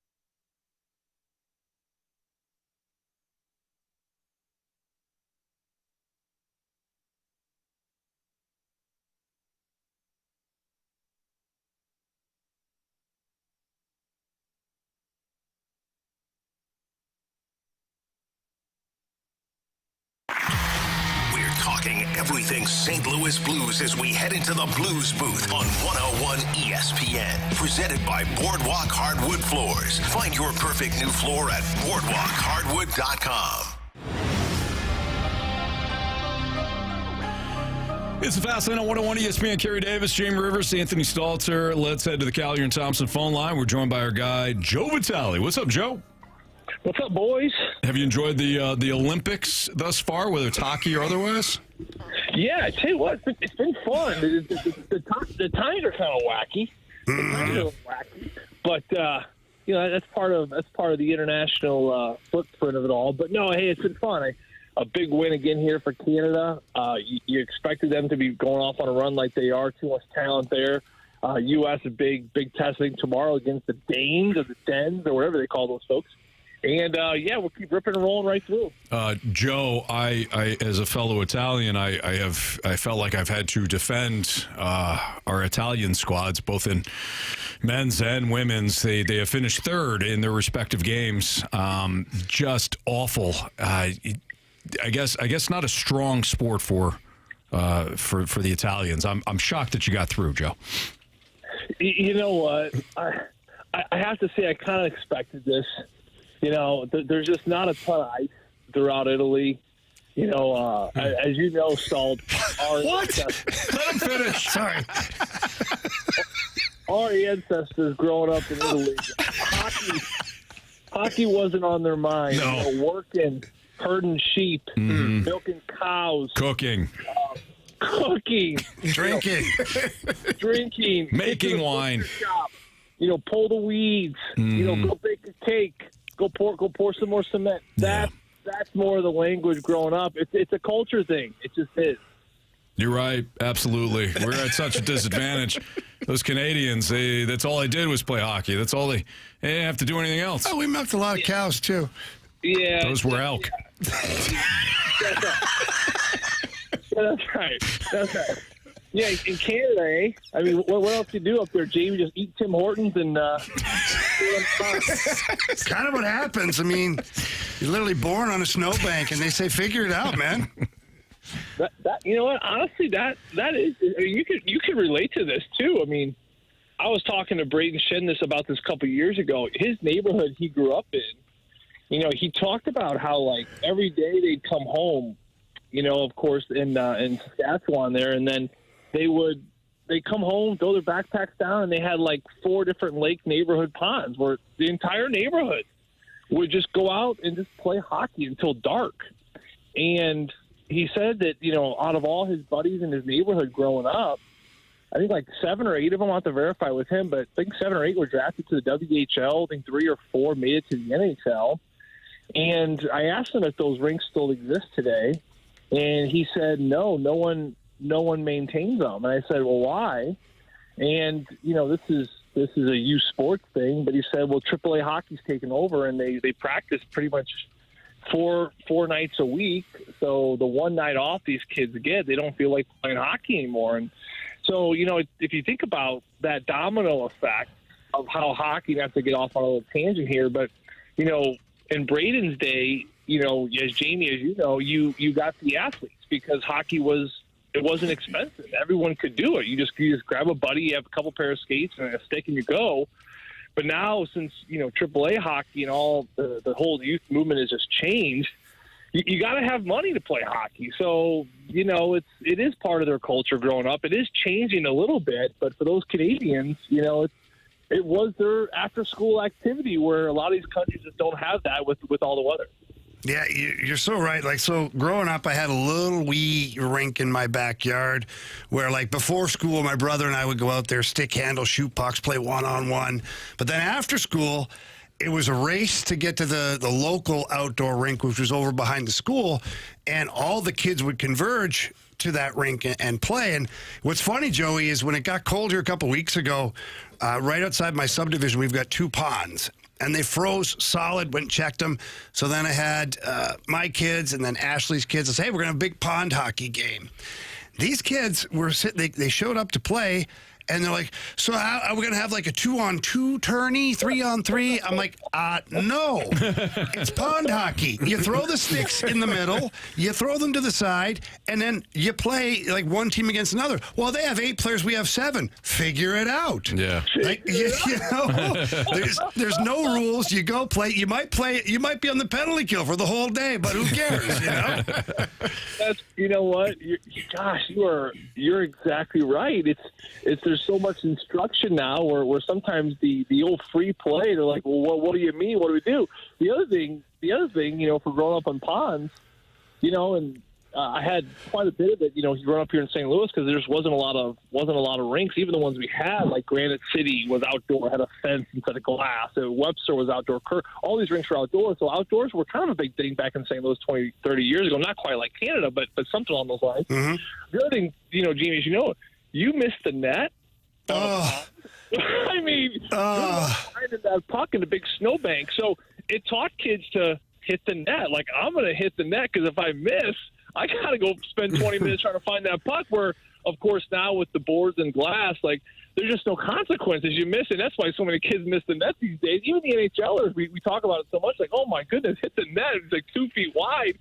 Because when they're kids, there's just not as much consequences. We had a kid growing up. I'll never forget this kid. His name was Joey Thompson. No relation to you, Joey. Joey Thompson. And we would play on the outdoor rink, and we had these little short boards, no glass or whatever, behind the nets, and it would get dark. Now, there was lights. It was like the community rink, so there was outdoor lights on the rink. But imagine how dark everything is around that rink. Well, Joey would come down the wing without failure and rip a puck wide, high and wide every time. We got to the point where we had a rule. He said, Joey, you're going to go find that puck. We had other pucks. We would drop one. I said, we're going to play. You're not allowed to join us until you find that puck, because he would miss the net all the time. Guess what Joey stopped doing? He stopped missing the net. That's right. That's right. Aim small, miss small. There you go. From the Patriot, but it's good stuff, boys. It's good. You know what? With the Blues being the way they are and not much going on, this is a good conversation right now. Joey, we were watching the Olympic game, Canada versus Switzerland, and Kevin Fiala, Los Angeles forward, went down with a knee injury or lower body injury in hockey, I guess they say. We were talking about just all-star games and NHL hockey and Olympics and things like that. With injuries that take place or that can take place, do you see a point where maybe even the NHL players decide it's not worth the risk of getting a gold medal or potentially playing for a gold medal if I'm going to be injured and I'm not available to help my team for the rest of the season? Yeah, I think it's different for every player, Carey. I think that the general consensus is it is just such an honor to play for the Olympics. I mean, just talking about this tournament, I think players they would risk getting hurt for missing a little NHL time for this. Now, the owners, the general managers, I don't know how they feel. I feel like they probably feel a little bit different, and that's where there's always room for debate, and this is why it goes back and forth whether the NHL players are going to play in these Olympic games. I think at the end of the day, NHL players should be there. I'm glad they're there. Injuries are just, they're just a part of the game. You know what I mean? It just is what it is. So you hate to see it if you're LA. I know that they were certainly looking to make a pretty deep playoff push. I think they're a couple pieces away, I think, still. But if Kevin Fiala can't battle back, that is something certainly to think about. But, I think the players understand it. They understand the risk. Even last year at that Four Nations, I mean, we saw the fights between U.S. and Canada. We saw the championship game. It was physical. It is certainly important for the NHL, but these kids, they're kids, and they want to represent their country. They know what an honor it is, and these guys are going all out. So to me, it is some fun hockey, but the downside is some guys do drop out. All right, Joe.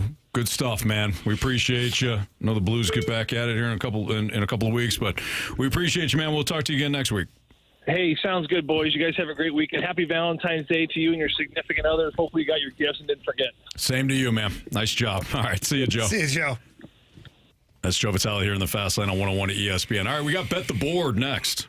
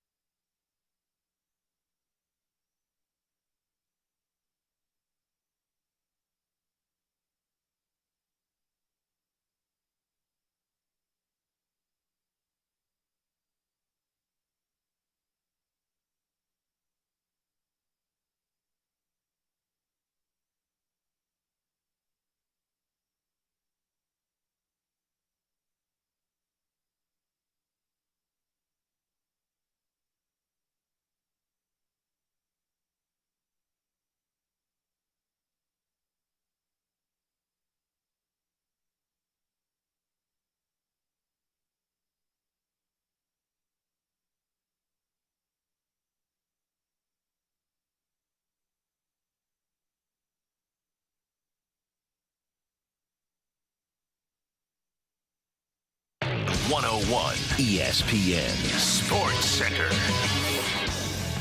I'm Andrew Marsh. It's time for a Sports Center update brought to you by Saliga Heating and Cooling. We just talked with Joe Vitale. If you missed that interview or our interview with Jeremy Rutherford earlier today, make sure you go to 101ESPN.com or check out the free Dobstar and Auto Center's 101 ESPN mobile app. Just head to the podcast page and you will find all of our shows there and all of our interviews there. And it's all brought to you by the Schaefer Door Company. We have Bet the Board coming up next. I'm Andrew Marsh, and the Sports Center update is brought to you by Saliga Heating and Cooling, a Daikin heating and air conditioning dealer.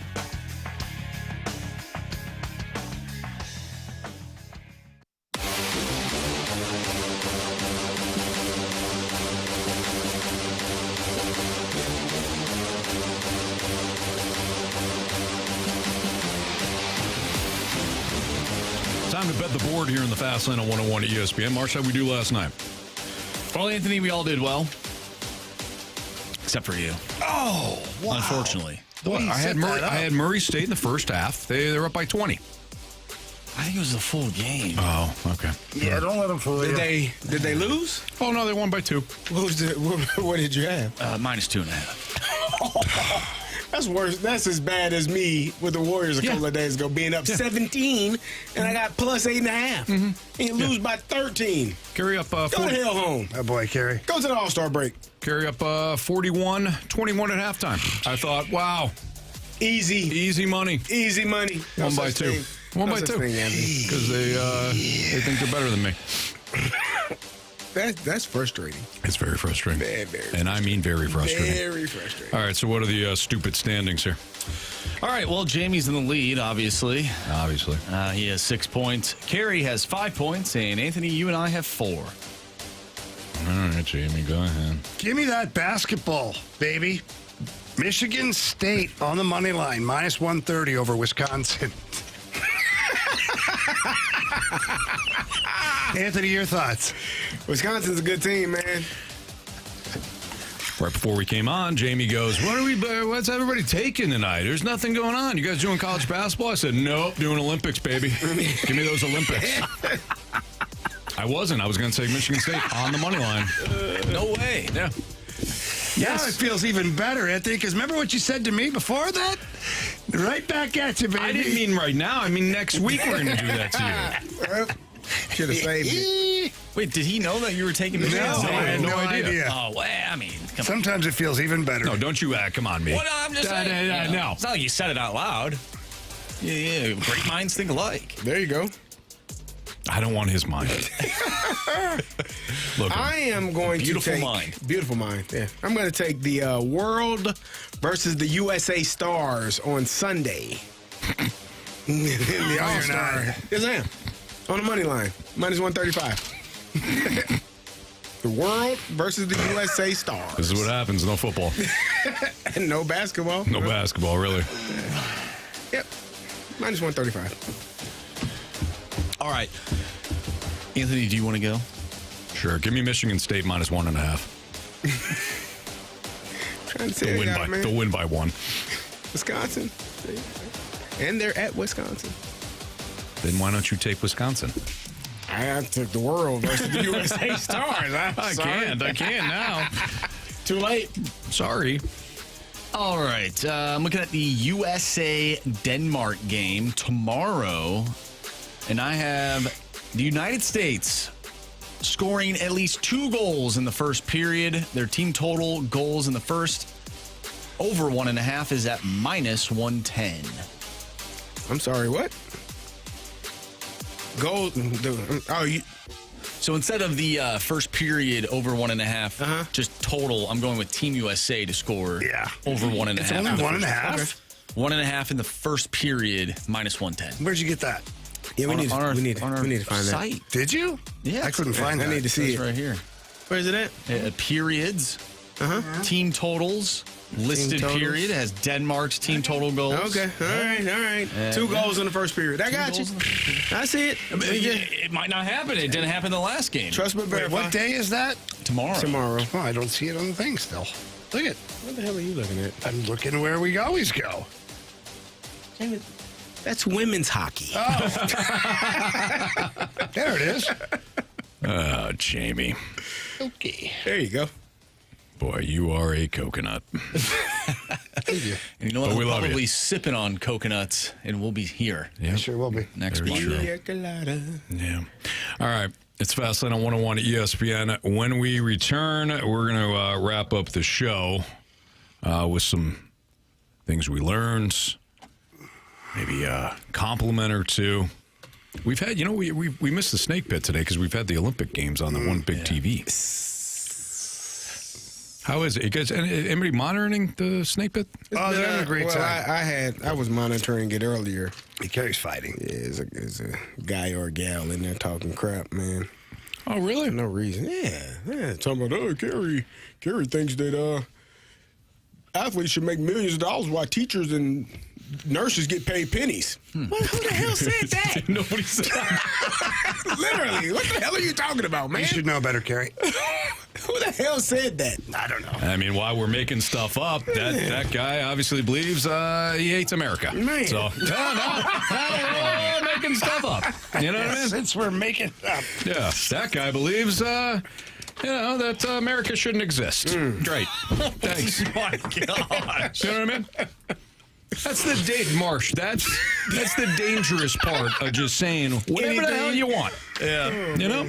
Yeah. Some people get punched in the mouth saying whatever they want. Some do. Some don't. some and should. those that don't should. Yeah. Agreed. 100%, man. Mm-hmm. Yeah. By the way, just one note here. Big Ten details 24-team college football plan with no league. I put it on the rundown. Title games. Okay. Yeah, I'm already on it. Yeah, Big Ten circulating an internal document that lays out what a 24-team college football playoff would look like, including the elimination of conference championship games, a 23+1 selection model, an additional weekend of on-campus college football home games. Sign me up. Somebody's been listening to the fast lane. Yeah. You know? 24 teams would mean too much. Shut up. Please. Shut your mouth. Do away with the college, with the conference championship. We don't need it. Yeah. Play your games, man. Everybody's going to get it. It's going to be great fun, Anthony. We won't do those games. Some of those games won't be good. Shut up. Shut your mouth. Please. Marcy, listen to these. Shut the hell up. I don't want to hear that nonsense. You know what I mean? I feel you get it. You get it. The regular season won't matter. Shut up. I feel personally attacked because pretty sure I said that a couple weeks ago. Pretty sure I said that. Why don't you just say, I don't like football? You know what I mean? Jesus, Marshy, heads up. Well, you got to find a conference champion. Shut up. Yeah. You know who doesn't like this idea? Who? That person that's actually in the Probably, snake pit that doesn't like America. Marshy, what do you think? I think that you should order me another plane ticket. Did we order you one before? What are you talking about? No, I'm just saying, like, if you got extra room on this trip of yours, Jamie, sounds like I'm going to be in a hostile environment. Oh, it'll be Monday, great. Marshy.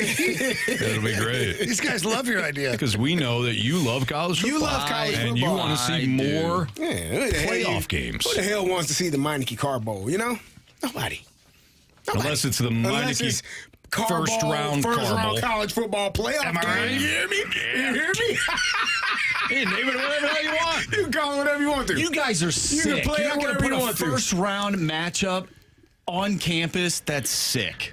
Can't believe you guys. You still call it the Meineke Bowl. No. You can call it whatever you want to, Yeah. man. Just sign me up Slap now. a sticker on it. Oh, Call it no. You don't want on Carey, campus you have playoff never made games. more sense than right now. You feel me? You hear me? Yeah, All I right. do. Yeah. Absolutely. Let's go. All right. All right. What we learned, 3 stars of the day, maybe some criticisms, maybe some compliments.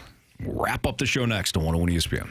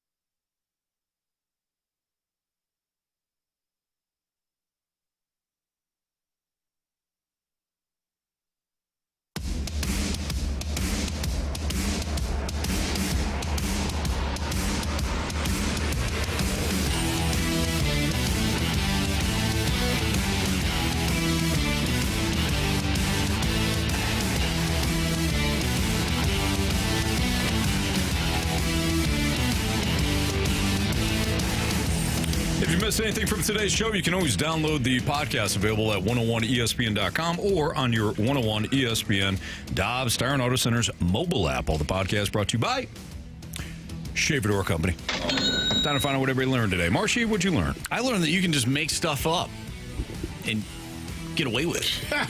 Yeah. Sure can. Yep. Like telling Carey Davis that he doesn't want to pay teachers or doctors or nurses or some. Just pay athletes millions of dollars, but not teachers or nurses. Carey has never come close to saying never, Bob. Nah. Yeah. Also, I did learn that it is possible for me to wake up early. And it happened today. Just saying. Now, what time are you going to sleep tonight? Oh, you might as well pull a 24-hour. You'll go home and nap for 3 hours and stay up till 5 a.m. No, I'll be in bed early. I'll be in bed early tonight. Really? No, it's a Friday night. You'll get your second one getting out of here. I'm going. I'm going to go have some fun with some friends, and then he's up all night. I'm going to go to bed early. Nah. Like I don't know if I can physically stay up. Nah. You can do it. I know, but I don't want to do it. You can do it. It's never that we want to. Sometimes it just happens. Sometimes it's what we have to do. I got a long day tomorrow. The nights that you and a declare. long Sunday. Every night I've declared, no, it's good. No, just take it. I'll have 1 or 2 tonight. Plus 10. Yep. It just never seems to fail. I'm going to go to bed early tonight. Yeah. All right. Carey, what'd you learn? I learned that we may get what the entire world needs. A 2014 playoff. Oh my goodness. 24 I know, man. teams? I know. What? I know. It's going to be sick, dude. Oh, man. That might be better than Christmas, man. Like as a child, getting ready for Christmas. Yeah. This might be better. This is the adult version. It will be. Of Christmas no, it's Eve. Not. It will be.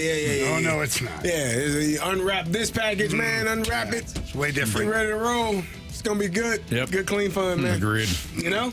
Jamie. Yeah.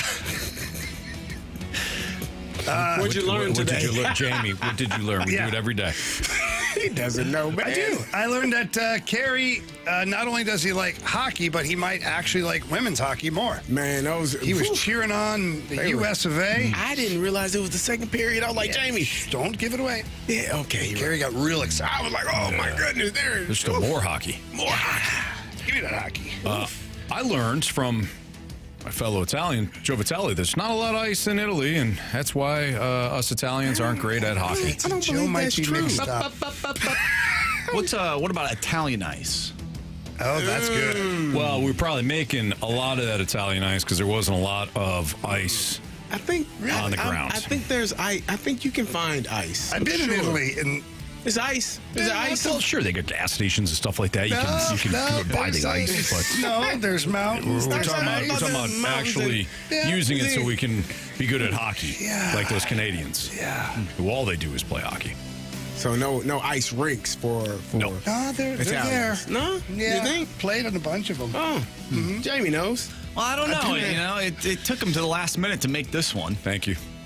Which is really weird. That's problematic. Yeah, it is. But it looks like it's doing pretty well. Players haven't complained. They said they like it. It's a beautiful rink. Good. So they pulled it off. Somehow. Yeah. Well, for now. We'll fall apart right before the gold medal game. Oh no. There's a movie that I grew up watching. I can't remember what the movie's called. It was like some Disney movie where this kid's like a genius. He's working on the ice, and then all of a sudden the ice starts to like melt or something while the players are on it. And the whole place is going to blow up. That's what it reminds me of. Mystery Alaska is the name of that. The Tooth Fairy. Did you just make that up? No, Mystery Alaska is an actual real movie? Yeah. It's a great movie. You'd like it. It is great. Yeah. Never the first minute of the movie, just people from Alaska take on the New York Rangers. Yeah. Mm-hmm. Okay. Because they have the Saturday game up there in Alaska, playing pond hockey. Sounds like good, clean fun, man. Russell Crowe. Really? Yeah. Boys, he got a skating stride. That's good. I haven't seen it in a long time. I haven't seen it since I was a kid. It's still a great movie. Yeah. I like it still. All right, Marsh.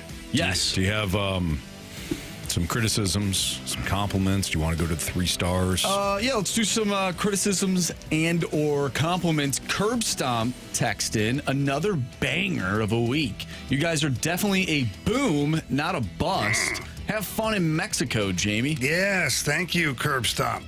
I can't wait. I'll be thinking about you guys the whole time. I doubt that. I don't think he will at all. Much. I don't think he will. I don't think he's going to think about us at all. Carey, what did I say in the bathroom? Said you're not going to be thinking about us at all. No, before that. Said I can't wait to get out of here. Okay, before that. I hadn't had a drink in a week. I can't wait to get to the beach to get a drink. You said all of these things. I did, but in the middle of it, I go, I love you guys. Oh, you did say that. But I can't wait to get out of here. I can't wait to get the hell out of here. Yeah. So I prefaced it with love, Anthony. It doesn't feel like love. He did say that. He did. Now, Carey and I were standing at the urinal, so I didn't really preface too much love, you know? Makes sense. He didn't say much else, though. Carey's hands were cold. It's cold in here. Salty Bald Dad from Caseyville says, look, guys, all four of you can't mail it in at the same time. You have to take turns. Have a good weekend. This is fair. He obviously hasn't heard the 5 o'clock hour before. It's fair, yeah. It's a fair criticism. I don't know if anything changes, but it is a fair criticism. It's completely fair. Swan says, great show today, guys. Stalter, big fan of the -1.5 on Michigan State. Thank you. That feels like free cash. It certainly does, yeah. Money line would be better, but 1.5, we're not going to lose sleep over that. Also goes on to say, let's hope Slew does not beat my fighting sister Jeans. May she rest in peace by 40, but instead a modest 20. Have a great weekend, guys. Sister Jean gone now? Yes. She passed away. Yeah. Last year? Yeah. Oh, I feel like I definitely missed that somehow. Yep. Huh. And we miss her. Rest in peace. Mm-hmm. Yep. All right, Marsh, you want to do some 3 stars? Yeah, why not? It's time for the Fast Lane's 3 Stars of the Day, presented by Circus Sports. No bet fees ever with the world's largest sports book, now at your fingertips in Illinois and Missouri. All right, going to get back to the good graces of you two gentlemen. 3rd star of the day goes out to the 24-team college football playoff. That had to hurt. Boy. Yeah. Good job, Marsh. Really good job. We're talking football. Football.